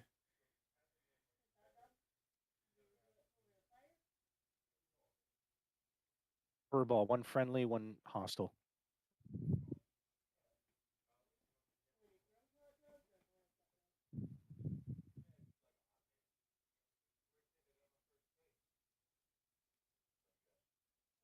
Showtime, the group, Bullseye 20369, 12,000, track south, 4 contacts, heavy, print, flogger.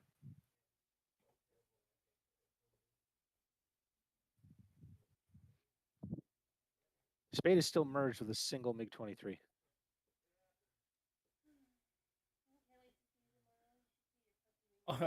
Cyborg 4 is the only one that survived. Yeah. Oh. Craig just said this 23's doing a real good job of hiding.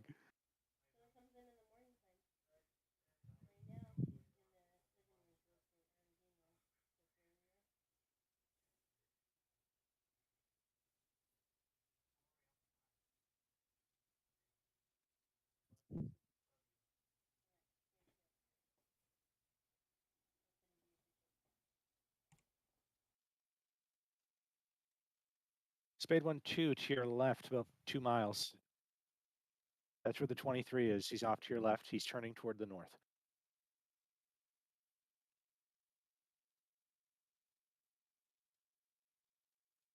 Spade 1-1, you should take evasive maneuvers. That MiG is coming in for you.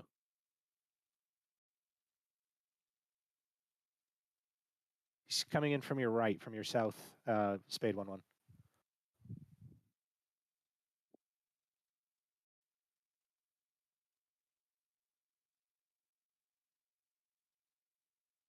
Perfect.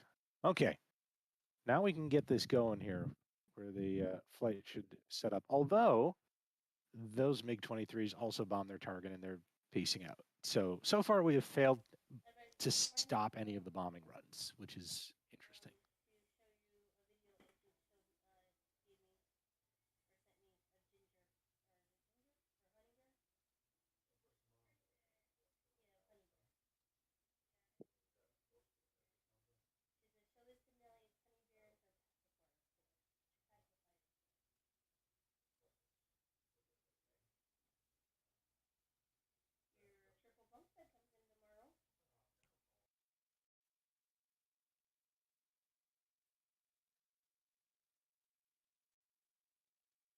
All right, Spade, you're cleared from all those merge contacts.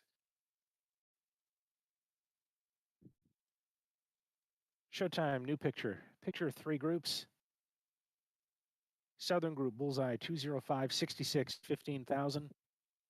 4 contacts, print flogger. Eastern group, bullseye 205, 40, 2,000. 2 contacts, hostile. Western group, bullseye 236, 65, 15,000. Track northwest, 2 contacts, hostile.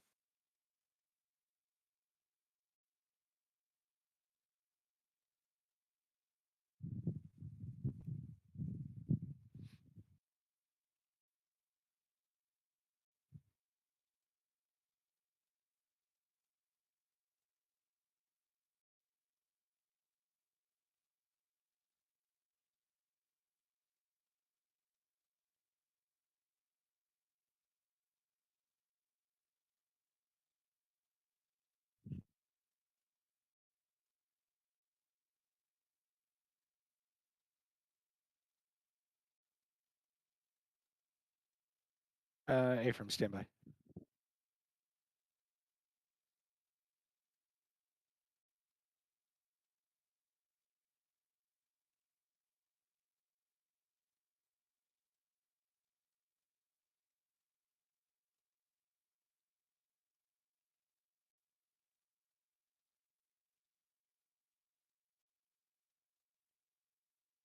Spade 1-2, showtime, turn 090. You got 34 miles until you get to home plate. Spade 1-3, southern group, recommend you target it, bra 036, 30 miles. Is at 15,000. It's 4-ship heavy. What happened to Spud one or Spade 1-2? Somehow his jet got bent. Oh. I'm not sure what happened to him. Whoa, Spade 1-4 just teleported into the mix. What happened there? They're all strung out.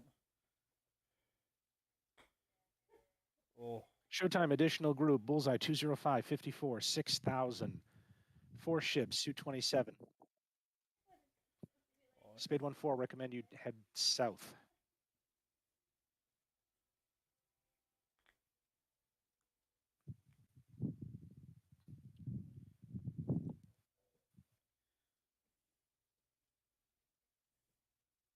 Spade flight, recommend you regroup and egress out of the cap zone.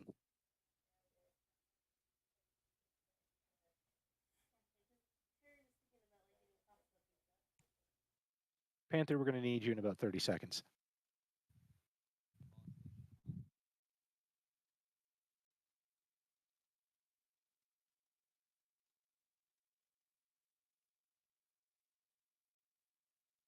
Spade 1-1, if you're able to take a shot, fire everything you got at that group 206-67. 2 groups were joined now. There's about 8 contacts there. Spade 1-3 and Spade 1-4, showtime. You guys can RTB, head directly southeast. Panther, showtime, flow north. You're up. What's the in-game time? It is now 10:35. Sweet. GTFO Spade, get out of the way. Spade 1-3 and Spade 1-4, turn southeast now.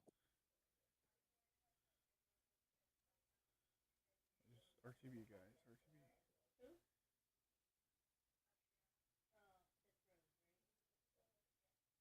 Get out of the way. See now, Craig?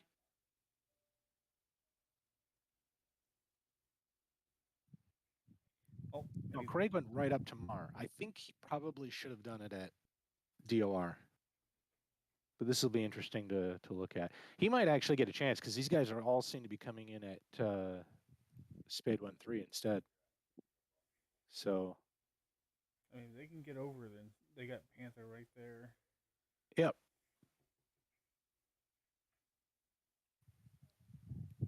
Showtime picture 3 groups. Southern group, bullseye 204, 81, 17,000, launched on by Spade 1-1. Eastern Group 20864, 25,000, 2 contacts. Track south hostile.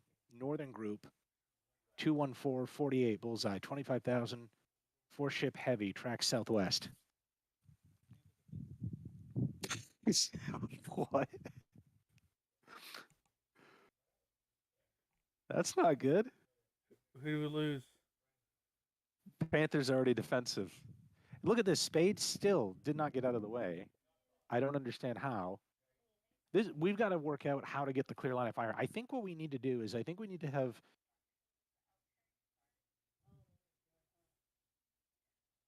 201, 89, 17,000 hostile, Sioux 27. Additional group 200, 100 friendly. See, Panthers go defensive, and their other element isn't even close enough.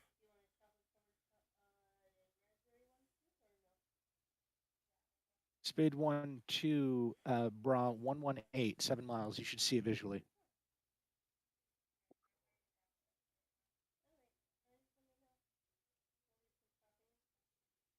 Thursday, we can set the same thing up just like this, but have humans on the red side, the same like boxes. 197, 101 friendly.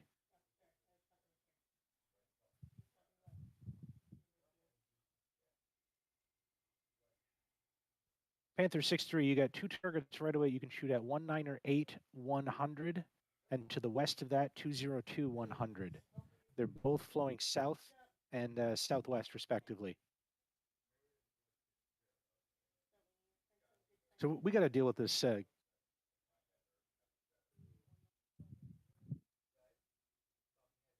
on, guys, take shots. Okay, so somebody announced they shot.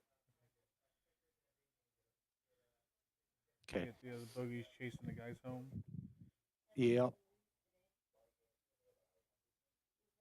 Panther, did you shoot at both?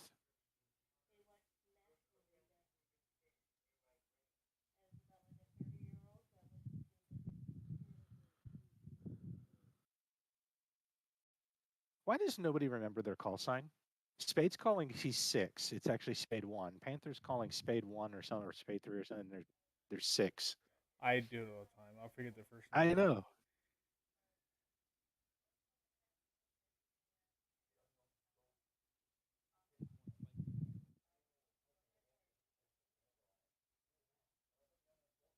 Panther Spike 027, 40 miles.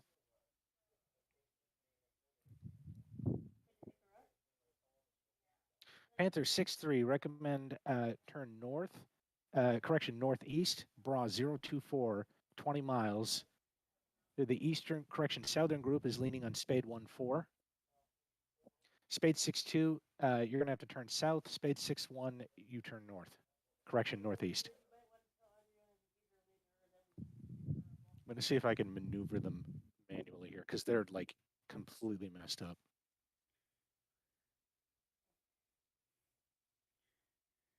Those bogeys I'm are a little chasing worried. Spades home. No one answered that. Spade 6-3, showtime, how copy?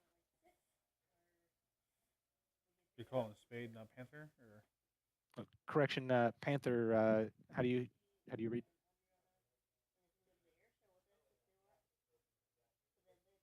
Okay. looks like they lost. Showtime Panther. on guard. Spade 1-4. You are merged. You've got two bandits 6 miles behind you. On guard. Spade, continue to the Hawk at the airbase. Just go in full afterburner.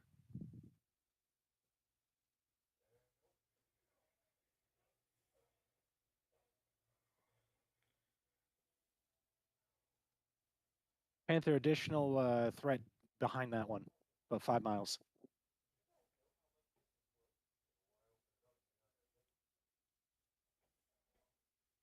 Okay, so I realized what happened. We lost Panther 6-3. Yes. And yeah.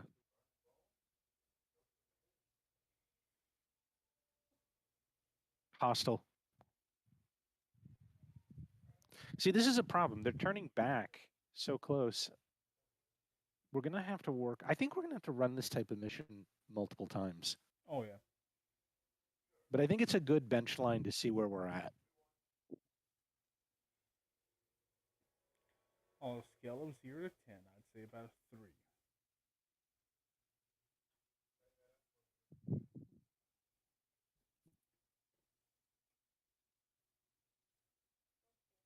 Every flight but Spade lost one.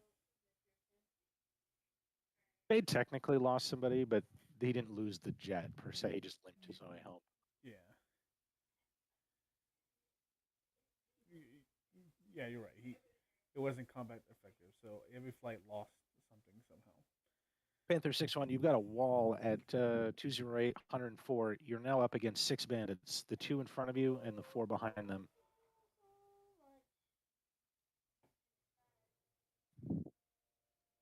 I'm doing a lousy job giving updates.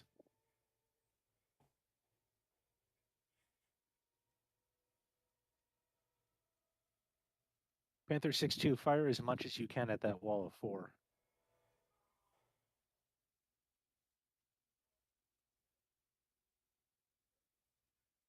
Panther 6-4, have a bias towards the ones on the east, the MiG-25s on the east. Bullseye 204, 113, and 201, 111.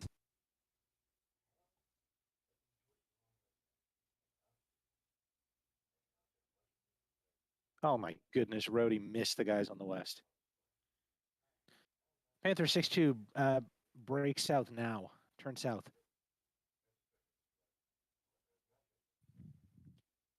He just fired at the exact thing that his lead did. Ignored the guys coming in hot and fired at the guy that was going cold. That's awful. See, that's the kind of thing that'll get you killed. Oh, yeah. Well, now he's merged in there with him.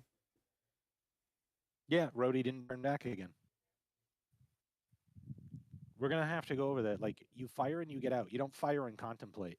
You fire and leave. Whole idea. You're lobbing sticks at him and trying to make him turn.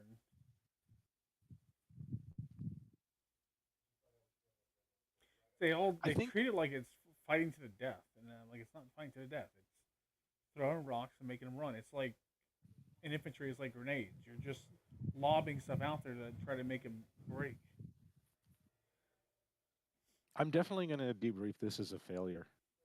Good training exercise, good thing, but in terms of like, if we played like this in a campaign, we'd have to say it went poorly. Oh, yeah. Panther, you were merged. It is 2 versus 4.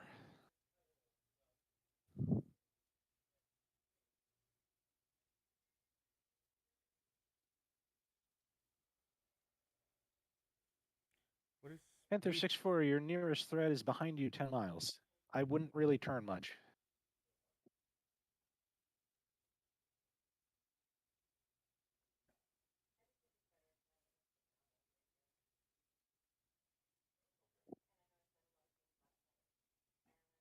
Yeah, he was at just the way he was quiet there at the radio.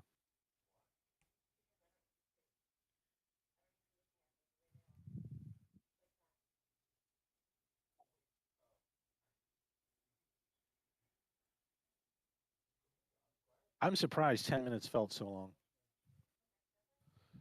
What time is it in game?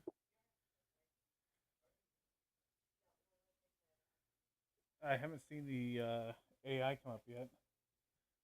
No, and that's been bothering me. They should have been up a while ago. I hope I didn't break that. And they're not on this. Yeah, they're you not know in what? game right now. They're not coming. I'll have to find out why. I did open it with Mission Commander. What happened? They're not in here.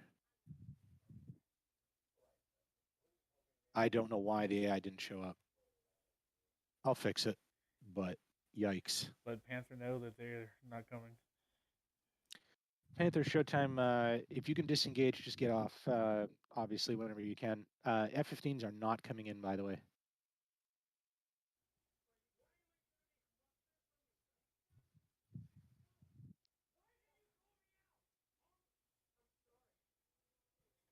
Pilots that were told when they were stepping to the jet. So. Panther 6-1, threat bra 060, 14 miles off to your east.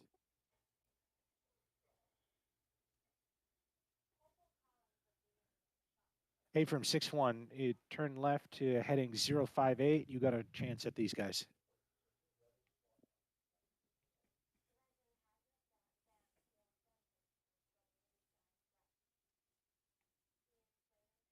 Well, and I'm not sure what to say. 6-1 ran out of missiles. Although maybe these other guys did too. Prime lobbed everything he had.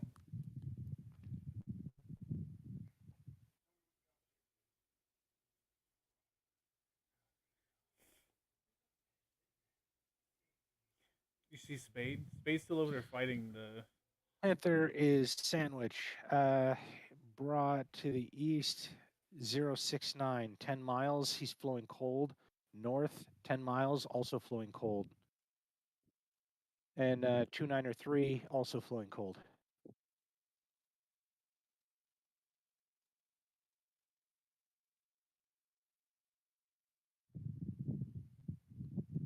If Panther 6-4 still has missiles, he can you can cut your way through the east and land.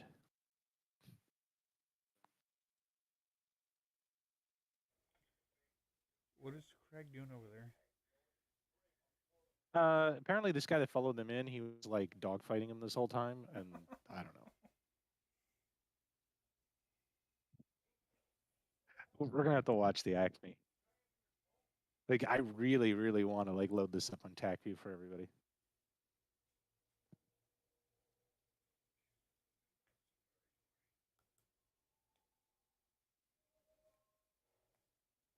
Pantherfly, this might be your opportunity to flow east now. The eastern contact is north, the northern contact is north.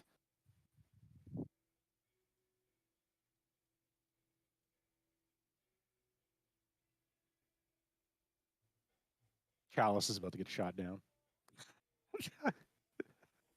This is so bad.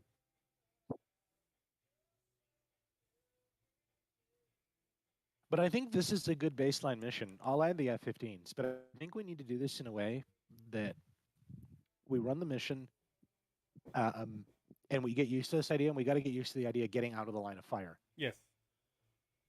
Yes, we need to have an exit protocol. And they should have been looking for their exit, knowing that their time is coming. Like, they should have been at 23, 24. They should have been, okay, we got to get it out of the way. And the ones that's in the back box, they need to already be like hot prior to their time, because they should already be. Yeah, they should be thinking about getting out. Yeah, but the fact that like all these guys running cold didn't hit the deck, they're all flying in the air. Like, what do you think's going to happen? Next thing, I think what we're going to have to do is we almost need to like, I don't know. I almost want to just shoot them down for that. Like, we need a module that, like how the like the Game Master stuff works in Arma. We almost need that in BMS. You can just blow their jet up. Yep. Panther Eastern group has now turned hot.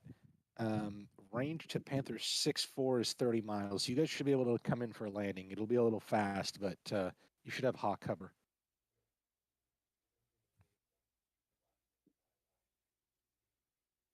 Yeah, we should just do it over and over and over, though. Like, I actually kind of want to rerun this on Thursday, to be honest. I'm fine with that. If that's... I don't know if everyone would want to do that, but I don't know. I think they will. I think everyone's going to be itching for another go, another chance to redeem themselves.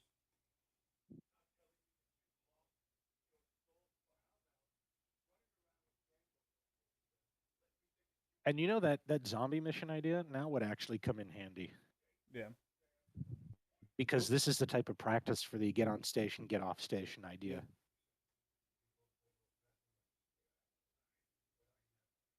Okay, yeah, they all bugged out.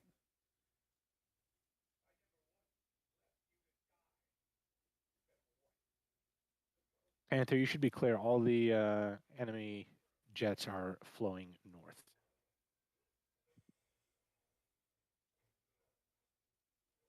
That was a disaster of a mission.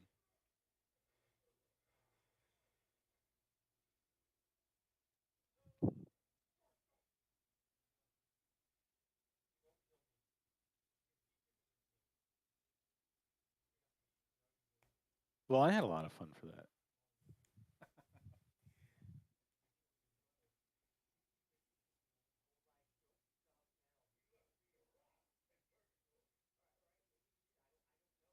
Yeah, we can do it again Thursday. We'll jumble up the flights.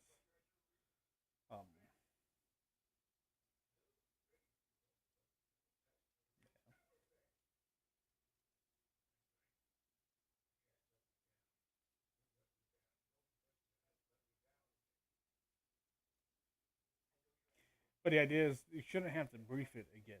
Like if it's the same, everyone, the same people flying, we should be okay. We'll run the same mission, and then just get it started quickly. Yeah, I think I'll go over the things that didn't go well. Yes, yes. And that'll be the briefing as a sort of, here's the mission. We already did it.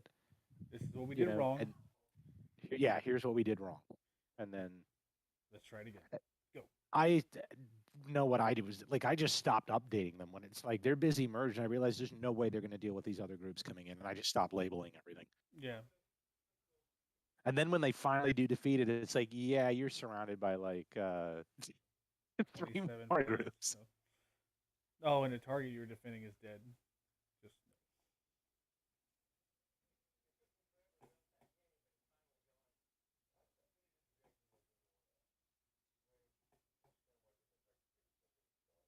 Panther 6-4, you're cleared for 50 miles. Boozer, thank you for the follow.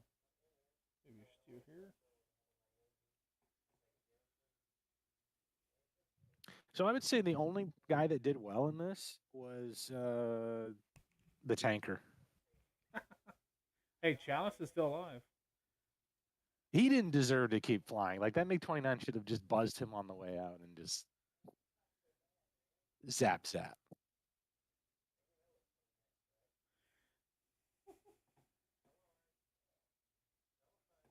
I can't wait for the debrief. Tell me one thing you did right, one thing you did wrong.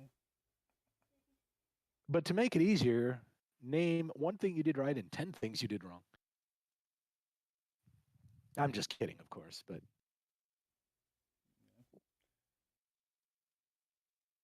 so I think they're still, for whatever reason, they're still not thinking in terms of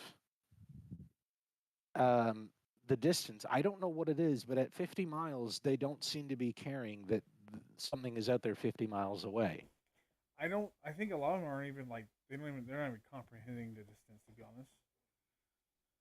Yeah. That's why I kept reading numbers to them. All right. I am going to kill this and jump up, I think. But this is actually, obviously, I'm just kidding with a lot of my criticisms. For the debrief, we'll take it more. No, yeah. Like more constructive. But I actually think this is a good basis to start. It's only going to go up from here.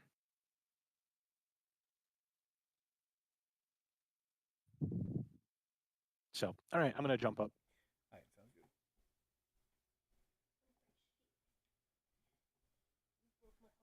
good. Yeah, but I'm sitting there, man. I'm facing south. Is he friendly or not? And I'm sitting there. I'm not going to take time to declare. I got to get out of here. I should have. But hello. Yeah. Hey, hello. so we're just doing a flight debrief here. But it looks like everybody joined us. Yeah. No, let's check out the Already, it's 10:55 on the so. Yeah. Yeah. I think this is great. Like flight debrief wise, like this is great flying. Look at this. No, Diego did a nice job. Yeah.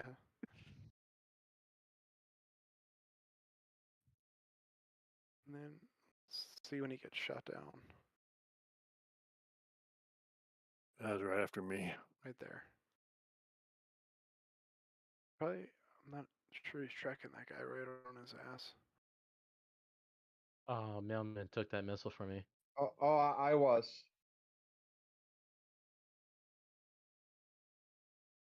Oh my, near collision. Yeah. Oof. Okay. Well, I'll give it back to the organizer. Look how close we were to getting deloused. Damn. Yeah. So close. Literally, they're merged with them right now. Right. I think what I'm going to do is I'm going to ask Prime or one of the Panther guys for their copy. Yes. Because they should have the Entire thing. the entire thing, and then I will use that. Did Spade get wiped as well? No. No. Okay. Number 2 takes a gunshot, I think, and gets some damage. Yeah, right there. You know, I was thinking before takeoff, every time I do a cat mission, I'm always like, yeah, I should go 5 and 1. You never know when you're gonna need a Fox 2. And every time I go 5 and 1, I never get into a merge, and every time I go all 6, I always get into a merge. So Murphy's nobody, Law. Huh? nobody in real life ever goes with 6 and 0. They always go with 5 and 1. So if there's a situation where I go and I'm completely air to air, I'll always go 5 and 1. Yeah, that was my fault then for giving us 6 slammers. But you know, But we were no, trying to stay out of the merge, so I mean, figured let's think about it. It's not even like your fault. It's just like we didn't even realize how close we were to these guys because, like, I never went to dogfight mode Yeah, all right. because I didn't know how close these guys were. Man, they were flying, weren't they? They were all mocked the whole time, I think. Mock and plus. Yeah, for sure. All right. So one thing I will say is taking 6 on this mission, though, shouldn't be. Yeah, that you shouldn't feel bad about that. I think that was great because the plan is to not merge on here. Right. For the sake of this training, you know, if you get merged, it's already not what we trained for. So yeah, well, we that's did what I train was for it, thinking. Yeah. not today. So yeah, that's fine. While everybody's here, would anybody be opposed to rerunning this on Thursday? No, not at all. I'm not going to be here, so. I may be here, I may not be. Doing what? But I got nothing. But if I am here, yeah, it'd be a great mission. Okay, yeah, we're gonna redo this mission again on Thursday just to get more practice with the timing and give everybody a second bat at it. Yeah, no, if your question is this a good one to do again? Yes, it is. For sure. Absolutely. But I won't be here on Yeah, Thursdays. me and Bible talking about running it a couple times, and then that way, like, if we want to do BVR, then it just be everyone already knows the mission. Just this, you know, we're doing XYZ. Here's the stuff, and then go, and we can get into it quickly. Yeah, you know, it's pretty intense for some of the real new guys, but you know, that's all right, you know. And but Sink or swim. No. Hey, come on, Prime, get on the ground. Let's go.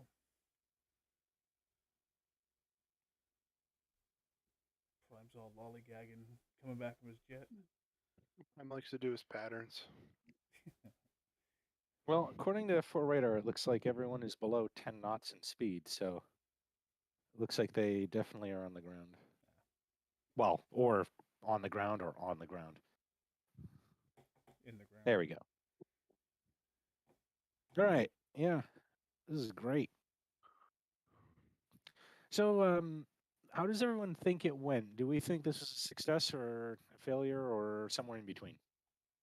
well, failure for my flight. I mean, 3 guys got killed, and you know, but so I mean, you know, we did some things right, did some things wrong, but you know, 3 guys got killed. All right. What about Spade? How did Spade see their part of it? We flew into clusterfuck and it never became unclusterfucked. Yeah, exactly. Same with Cyborg. I like how you try to take that MiG home with you.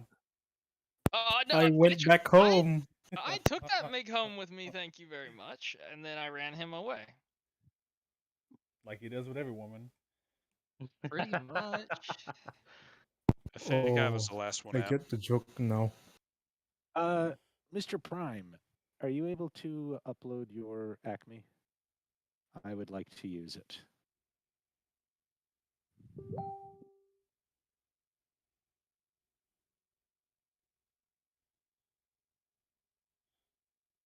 Wait, out of all of our people, 4 people got kills. That's interesting.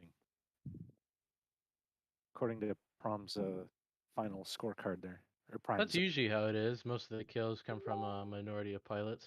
Yeah. It's 3, 3, 3, and 1. It's like the 80-20 rule in life. Yep. Where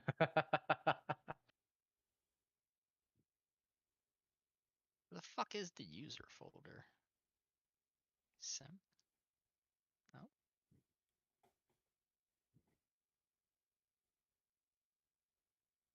All right, yeah, I'm uploading it or about to upload it. Thank you. And I think since you guys boosted the server to like level 50 million, you can probably just drop it right in the debrief directly. Like 50 Yeesh. billion, yeah, that's I that's think about we have right. the 50 meg upload. Yeah. So as long as you have it, I think isn't it automatically saved now? Yeah, it automatically saves. My game crashed the Just moment diffs, I mean. got out ish. Well, I looked at that and I pressed back and it crashed. Oh. 29 megs. All right, I got it live here. So if you want to download it and go have your own thing, go ahead and download that. And then you can put the ini file in there. So we'll just start with the first people who was up there first. Cyborg. Yeah, go ahead and download that and go through your little thing there. Let me close mine. A lot easier to just do each one. You can load an INI in TAC view. Yep. Yeah, just drag it in there. Oh, Today I learned. you learned Yeah, someone something told me that new. and I was like, what? I've seen Bible do it once. I was like, sweet. Changed my life. Wait, it'll show the all the symbols in TechView? Yep. Yeah, like on what you the- had, like the threat that's stuff. cool. Like It'll path, all that. yeah, it's awesome. We had In to musical merge. Sam's, it's a little crowded, but it's usually pretty good. All right, who's gonna debrief Cyber? Yeah, Cyborg, go ahead and choose your person. Yeah, I'm trying to get right now. There we go.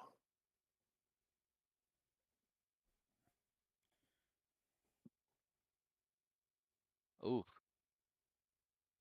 Okay, who's Prime? Are you hosting us, or who's hosting this thing? No, you just live stream it.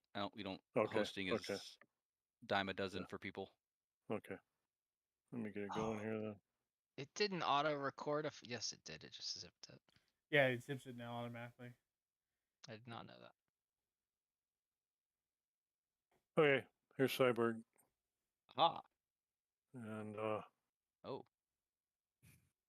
is that what you're thinking, Prime? Yeah, just go ahead and go through your Yeah, little well, your section. we before we even took off. Here, I'll just get us off the ground. But before we even took off, I said, because we didn't take off. I can't remember. It was, well, here we go. It was like 10:03 or something, and we need to be on station by 10:15. So I said, straight to steer 4. We're going straight to steer 4 for now. And so that's what we start doing here. Let me know if you want something done here. Let me get a little closer. So we're going to steer 4 and just getting up to altitude and all that sort of thing. And I'm telling the guy, I want you here, I want you there. And basically I wanted us to be separated by elements, and each element be run in line abreast. And I tell, so we're going along here, and then right about here, 10, 10, 10, 11, I'm thinking it's getting a little close to our, where we're supposed to be on station. So I tell everybody, let's go to steer 5. To me, that's on station. When we get to steer 5, we'll be on station. Looking at my, the time, number key 5, and you can see your ETA and all that. And we'll be like a minute early, a minute and a half early. It'll be perfect. And to steer 5. So we're heading to steer 5, and I don't know where in here, of course, but I'm contacting Showtime, trying to get a picture. And already we have people in our quadrant, if you will. They're a ways away, but I already figured out as soon as we get to steer 5, we're going to be busy, and if not sooner. And so we're going. Oh, here's that left arena crap. I don't know what that's about. Slows everything down. But Let me just do it this way then. So now's right. So I think that's right when we're starting to head to steer 5 right there. We start heading a little more north. And, you know, we picked these up right away, and I thought I saw 29 nails, but turns out it was 21. And Bible was good enough to let me know it wasn't a 29, it was a 21. And so anyway, we've picked these. We picked these. This 21 group. We've picked them up right away, and and we're sorting on them. I'm telling Diego, you know, here's how we're going to sort it, and I know we're getting close, and Bible's telling us, you know, rattling off distances to us, which is outstanding. And where are we here? I don't know why my oh, I bet just because I left arena crap. Yeah, I can't get distances or anything on here because of that error message. But let's see if I can do it now. But we're, you know, I don't know, when we first contact them, we're like around 30 miles, maybe 35. I can't remember. So I see we're getting close, and you know, I like to get a shot off at them, but and I try to get a shot off. The missile doesn't come off the rails. I don't know why. I was sorted on this lead guy. Missile doesn't come off the rails. I look, I'm like 22 miles or something. We gotta go cold. So we turn cold, and I tell the second element, you guys need to turn hot. They're loitering at steer 5 at this time, per my instructions. And so we do that. You know, our whole point here, we're just going to do a grinder, a 10-minute grinder. And that was our whole strategy. And so they go hot. And, you know, Cyborg flight, you can pop in anytime, you know, with anything. And Haraday gets a shot here. Yeah, I was tracking those targets, and I went for the trailer and the guy on the right, or the rear 21. I was under the assumption that 3 was tracking the close guy, and we were getting close to the MAR that we established, 20 miles. Actually, I was past that. I was like 17 miles at this time. And I fired and immediately went cold without supporting the shot. Yeah, Haraday's already the same thing situation we are. He's already at MAR when he's ready to shoot, because we saw the initial contact. We saw, man, these guys are flying. You know, as you can see, they're mocking above, and so. But here we're cold. Diego and me are cold, and the second element is hot, and Haraday hammers just he kills this guy, and we never even made it to steer 6 on our initial. We're already at steer 5, so I don't want to go any further south with stuff going on. So we turn hot and tell the second element, you guys go cold. None of us see this MiG-21, this leaker. None of us see it. And at any point until Haraday turns around, and then he sees it. I don't know, but and you can see, you know, I fly right over the guy, and meanwhile I'm picking these up, and you know, wasted missiles on some stupid bombers, but you know, the time, if I remember right, the time it would have taken for declare and all that, it would have been well in the MAR. So I didn't, you know, I didn't want to take time to declare. And it's coming from the north. It's a bad guy, and so we shot at them, and you can see Haraday takes out this second, that leaker.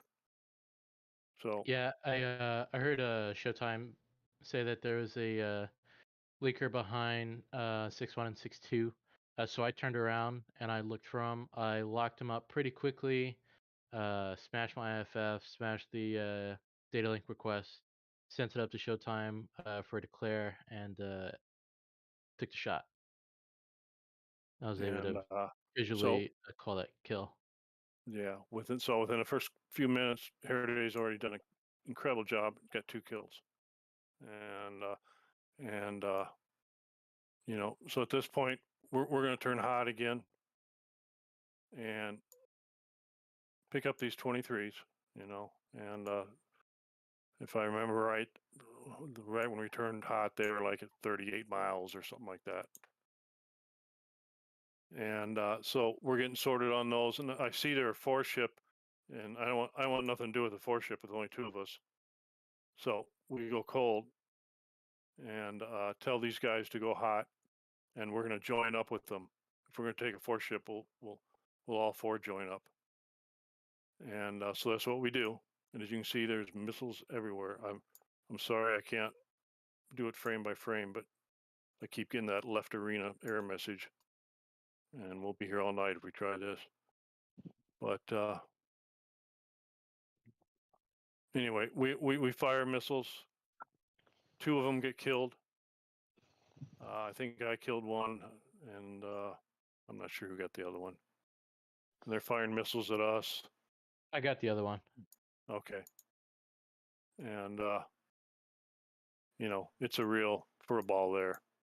And Mar, we're trying. We all know we're right at Mar, or even a little bit less. So shoot the missile, get out of here. And it was just one of those things. We couldn't keep going south. As fast as they were coming at us, we had to turn to engage whether we wanted to or not, in my view. And so we did. And then at this point, a little bit before, you can see Gump's been hit here. He calls. He's defensive. And if things would have been perfect world, we would have kept going cold here. But if I hear someone's defensive, to me, the rules are gone. We have to support the guy. And especially when I knew that there was 4 23s at one time. So I tell the flight, turn hot. We gotta go support Gump. And I don't care if if we're 10 miles away from him. I don't care. We gotta go support Gump. And so we do that, and I'm calling. And then I'm asking Gump, what's your status? And at this time I see, well, he's dead because he's not responding. And never see this guy. Right off my nose, never see him. And like you never see him like radar, or you don't? Do you have no, RWR? Yeah, no, none of that stuff. Okay. I see this guy, off my lift line there to the left there. Yeah. I see him, and I lock him up. But I'm at this point, I'm heading south, and I got a guy locked up, and I go, is that a bad guy or not? I don't know. His the IFF isn't coming back. Yeah. But that's I'm not going to shoot on that. Yep. And he's like 10 miles away, 5-10 miles away. Visually, TGP, it's not doing anything for me. And if I do a declare, I'm going to be dead by the time that gets sorted out. Yeah, you got to do your own little thing there. Yeah, so I figured I don't want to shoot at him for what I've already said. I tell the whole flight here, steer 4, burner, get the hell out of here. And I call Spade and say, we need a delouse. Yep. And unfortunately, Diego and I don't make it. And I knew we were locked up here, but I'm watching Spade. I'm going, man, a couple more seconds and we'll be all right. And we didn't quite make it. That's in a short and sweet story. Yep. I guess we could have turned back to engage these guys, but yeah, this is like a worst case scenario. Like you have waves, right. 5-10 miles behind each other. Like this like really worst case scenario. Right. So yeah, so if you guys need to go, we're just gonna go through everybody here. But if you need to type an ping whatever, so go into the debrief and type whatever you want to put in there. Try to get like little bullets, like what you need to work on, what you did well, like just different things like that. If you guys need to go, yeah, but we're gonna see if we can go over each one. Yeah, my plan here was to join in with Spade, and but it never happened, of course. So yeah, I think super. one thing we should have done differently, Millman, is after the first engagement, Mhm. The distances Follows. between our hot and cold legs were already like entirely condensed, but from like I Right. think it was either 20 or 10 miles to like 5 miles. So I Sure. think at that point, before the second engagement, when you were pressing and we were cold, I think at that point we should have just called for the delouse from the back cap and just reset. And either we take the back cap and get delouse from them, or they take it and then we just switch from there. Yeah, yeah, no, I agree. I actually thought about that a little bit, but it's like, we gotta make our 10 minutes, but I don't remember who said then it, but there was some general who said retreat early, retreat often. I take it to heart. right, right. No, I appreciate it, Harity. Yeah, Gump and Diego, if you got something to say, go ahead. Could you say that again about the early? Sorry. Never mind, sorry, man. All good. But okay. Well, I guess that's enough for Cyborg flight. It was a bit of a goat rope, and Mr. Craig. Oh, I'll sorry. take go ahead. I'll take responsibility for it. But Well, it wasn't so just to make it clear, I don't think the mission went poorly because of just one flight. I do understand though, like the concept of cascading errors, right? When one flight, if the first one has a problem, then the second one has to deal with that. So I understand if you're going from that perspective, but every flight from GCI perspective was doing things that, if we corrected, would be massive in terms of the benefits that we'd reap from it. And to be honest, I mean, I think as everyone was getting overwhelmed, there wasn't much I could do, and so I just stopped giving updates because, like, for like 5 minutes, a flight is trapped sandwich in a merge and everything. So it's like, wow, okay. Do you really want to hear about the guys 40 miles away? I Yeah, don't not think really. so. Yep. yeah, right. No, I appreciate it, Bible. But I do think I mean, all of us could, as collectively, could stand to improve. So I wouldn't take it too harshly that way. I would just take it like this is why we're doing this, and we're going to run this again on Thursday, hopefully, and all the things will be improved. Yeah. Yep. Yeah, Like it was literally a worst case scenario. It was an intense mission, no doubt about it. Oh yeah. But, so Pucker factor 10,000. yeah. Old Craig, Yep. you have the floor. Cool. Well, we took off. He's gonna We spin flew. this bullshit. No, sorry. Fuck I like how off. he's just like completely flying in the water. Like he doesn't care what map he loads. Oh Dude, yeah. this is Korea. Open Korea, and I'm not gonna do it because it doesn't change anything, but it just puts me in the water. Doesn't load. Interesting. It's not loading a landmass. So anyway, Well, we take off. We fly some. This is where shit's getting bad. Yep. At this point, we're about 2 minutes behind Carrot. We would have been on station at like 27:20 instead of the 25 that we wanted. So that's on me flying a little bit slow and not realizing that I thought I was at mill power, but I was 10% below mill power. So mistakes were made. I knew you should have used that steering wheel. Dude, it would have been better. So at this point, we can kind of see like we're getting called and asked for a delouse, and I'm kind of looking behind you guys, and I'm like, there's nobody behind you. And then Bible Clinger chimes in. He's like, oh, they're merged, and it's fuck. Okay, let's see what happens. So we kind of come in. I think at this point, I call spin for 1 and 2. 4 crosses under me, and I watch Cyborg 6-2 die in front of me. It was very sad. I mean, literally, as my missile's leaving the jet, his jet's blowing up. So again, I was 2 minutes behind schedule, and that fucked 2 people. So well, I did. yeah, at the same time, Heritage point I think is valid. I could have called a delouse sooner too. Yeah, or you just could have called us to get on gate a little bit, and I didn't really coordinate with you that like, hey, I'm running a little behind schedule, so. Yeah. And the other thing I want to say is when we do Thursday, we're gonna set some exit parameters. So when you're exiting, you have what to do. because there were some times where we saw people their flights were just in the way when they should have been like on Yeah. the ground and burner and getting out of the way. But okay, If we have time, I'll show some of this after Prime does his debriefing. I'll show what I saw from my perspective. So I take a missile shot on the MiG, and we never see the second one. My understanding, what I got from Bible, was they were just merged, and it kind of sounded like a single ship, and then we found out it was actually a two ship. So and it was darkish, starting to get dark. So I think at this point, right here, I can see them fighting, but I kind of go tumbleweed, and they weren't where I thought they were gonna be.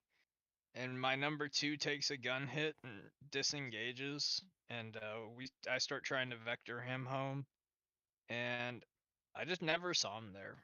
We're same altitude, 200 feet off, and I just never saw him. So I kind of do some. Oh no, I did see him. I take that back. I take it back. I do see him, and I kill him. And then behind us, all hell's about to break loose. So at this point, I kind of fly, trying to get my wingman orientated home. Eventually, somebody reminds me that we have an awesome GCI that I can just get directions from. So I have 3, 4, kind of doing a cap. 4, I don't know what the fuck you're doing, but I don't approve of that. My game had crashed. Oh, that's what. Okay, that makes more sense. Oh, that's why he teleported My the way game he crashed. did. My entire computer crashed. I saw the teleportation, and all of a sudden it's just like you're not where you should be. like the radar showed like it was like the Bermuda Triangle or something. Like you just were like 40 miles somewhere else. Okay. Well, I heard AI chime in like, "Hey, I've got a shot. Like, can I shoot?" And I'm like, "Why the fuck do I hear AI?" I didn't realize my 4 had disconnected. Because I kept asking 3, 4, are you good? And only 3 was replying. And I'm like, okay, 4, you can use your microphone. It's okay. So. Holy mackerel! Look at all that. Yeah. So at this point, Bible's told you guys to turn the fuck around. Just go home at this point. He calls Prime and says, "Hey, I'm gonna need you in 30 seconds." I hit some burner, and I just throw everything I have at them. Now you guys are a little slow. It's been a little while, and I called gate burner, and we're only at Mach 1. We could maybe be a little bit faster next time. But I throw a bunch of harms and AMRAMs. I get 1 kill. Now this is where things get fun. Number 4 is back there defending missiles like crazy and does a great job of it. Very thankfully, let's reorientate this. Something happens here. Aha! They stop caring about you, number 4. You should be dead. There is no reason you survive this. They just closed their eyes. They Top Gunned. Yeah. They stopped paying attention to you, buddy. You should be dead. I'm sorry. They deemed you not a threat anymore. They're like, man. Yeah, they're I like, this realized- pilot. Yeah, What? Panther was the big deal. Yeah. Oh no, Panther's the big deal. Yeah, But plot like, armor. I mean, shit. They could have thrown 1 more missile at you. What the fuck is that Su-30? They might not have had any left, to be honest. No. Oh, there you they go. had something. Never mind. Oh, I take No, that back. Well, that's partly my fault. Yeah. No, you're good. No, sorry. Like my kid interrupted me and I flew into the ground. oh, well, that's Oh. different. Wait, who flew us into the ground? I flew into the ground. When? What? I'm lost.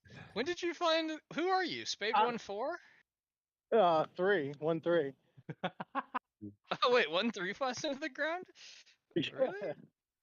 I was in the middle of a bunch of shit, and my kid comes up to me, and he's looking for snacks and snack food and shit, and I'm trying to talk to him and tell him I'll be there in 1 second, and then I lost orientation, and I flew into the ground. It looks like you The landed. tape says. I'm confused. Anyway. Yeah. Okay. Yeah, it says you land here. He's not Well, Spade. No, he's no, Panther. I straight flew into the ground. I definitely did. Oh, he's Panther. Okay. That changes shit. Yeah, we'll go over that later. That's where Panther. That's where he went. Okay, I feel went. better about Craig Craig not knowing that happened because I'm like, how do you lose your number 3 and not I'm know? like, I was parked beside him on the ramp after landing. I was What having do you whole mean conversations ran with you. How much hallucinogens Plot have I twist, done huh? tonight? This reminds Okay. me of a text message debacle where two people are texting each other. This guy's texting and his mother is saying, "You got to come home and watch your sister." And he's like, "Mom, I don't have a sister. What are you talking about?" And they're going like absolutely crazy. Like, "Are you on drugs?" It's like, "No." I'm like, "What's gonna tell me what drugs you're on? How do you not know you have a sister?" So, long story short, he had his friend's phone. Oh, jeez. Oh wow. So SU-30s, yeehaw. yeah, so I throw AMRAMs at them. I don't. They just stopped caring about you. We kind of run away, and The 29s. these MiG 29s are chasing you, and I had gas, so I was kind of like, okay. And I kind of chased them off you guys. I don't know why. They kind of stopped doing very much as far as we had a little BFM, but like the dude kind of just flies straight and level throwing chaff and flare. The AI act really fucking weird here. They just Notice that the missiles weren't firing from the Hawk site. Yeah, what Yeah, else classic. is new? Yeah, that's another thing. But like the AI just fucking they don't do anything. He just literally flies straight and level, and I can't shoot him down because it's nighttime. That's what the military are used to that. It's like, man, Right? He's just like, I don't care about you. I know you can't kill me. You suck. So, but I mean, like he doesn't. We never. I'm waiting for him to like dogfight shit and stuff like that, and they just fucking fly straight and level. So that's some BMS oddities. At that point, we all go and land, and that's the end of my debrief. nice. All right, so now you guys left us all of that, and now we're yeah. Yeah. So gonna go over my debrief here. Yeah, we left you guys with some shit. Yeah, we had a lot of stuff. That was thank you. All right, let me go back. Go back. So what we did, we're the only people that tanked. So we tanked in very good amount of time. So we took off, beeline toward the tanker. Oh, that's a cyborg. That's right here. Oh, where are we at? Haven't took. Oh, here we You're are. down at the tank already. So we beeline toward the tanker, and we're tanking. And I did a pretty good job to. I was trying to get. Oh yeah. So echelon. You guys know now. Echelon is everybody on one side. Yeah, I didn't know that. Sorry. Yep. So intercept, did tanker things, got some nice little pictures here. All of us did it. And then we were off. I listened to Uniform 14 about halfway through just to kind of listen in. I was listening to all the chaos and Brown fans around. So we did that. I was listening. I knew that we were in trouble. So what I did to delay instead of just going straight, I kind of went 45 degrees this way, 45 degrees that way. And then when I got really close, I started doing 90 degrees, started doing like this back and forth. So to kind of delay, give me like a second here, a second there, 30 seconds there. And it worked out pretty well. Instead of doing spins, you could just, if you want to delay your time, just kind of go off 45 degrees or whatever. And it'll delay your time on station. At this point, I think brought here we fenced in, had my 3 and 4 keep going that way and do a spin. At some point, oh, we did 90 degrees here. So 90 degrees, had them spin that way to get separation laterally like this. And we went the other direction. So now we're separated laterally. I told them to go directly east so we could be in like a azimuth. And then we turned straight to the north, and they're behind us. I had them delay so we can get to a grinder here. So I went straight north. I wasn't aware that you were on the right side, Rody. So if I in the moment, if I say kick out left, you can say I'm on the right. I'm like, okay, cool. I wasn't aware you're on the right side. It doesn't matter which side you're on. Just tell me if I say something wrong. And then because it turned out like I don't want you to just travel all the way to the other side. Like it's fine if you're on this side. Gotcha. And you're a little bit too close to me. But I think yeah. So you're a little bit too. I thought you were over here, farther away. and it might have saved us from defending because I got these missiles. I got M's on my RWR, so we defended, even though they were 22 miles away. You still get M's apparently. So I was trying to burn through. When I turned off, they were 32 miles away, and that's when I had the missile. So I was like, I'm gonna get out of here now. So I was trying to burn through. Didn't know you were down here, Rhodey. Trying to. How'd you get down there? What's happening?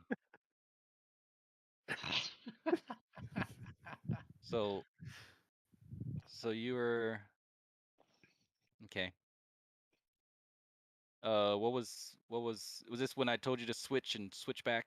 Exactly. Okay. All right. So we defended. Yeah, I could have sworn you were behind me, but anyway, you were in front of me. I came off cold, and I wasn't gonna turn back around because I just had missiles at my 6. So I'm like, all right, cool. So 3, you got it. We come back, come hot or come cold. They're hot. Yeah, Rhodey, were you still defending? I guess you might have. Yeah, probably these. Yeah. I saw M's behind me, and that's why I dropped low.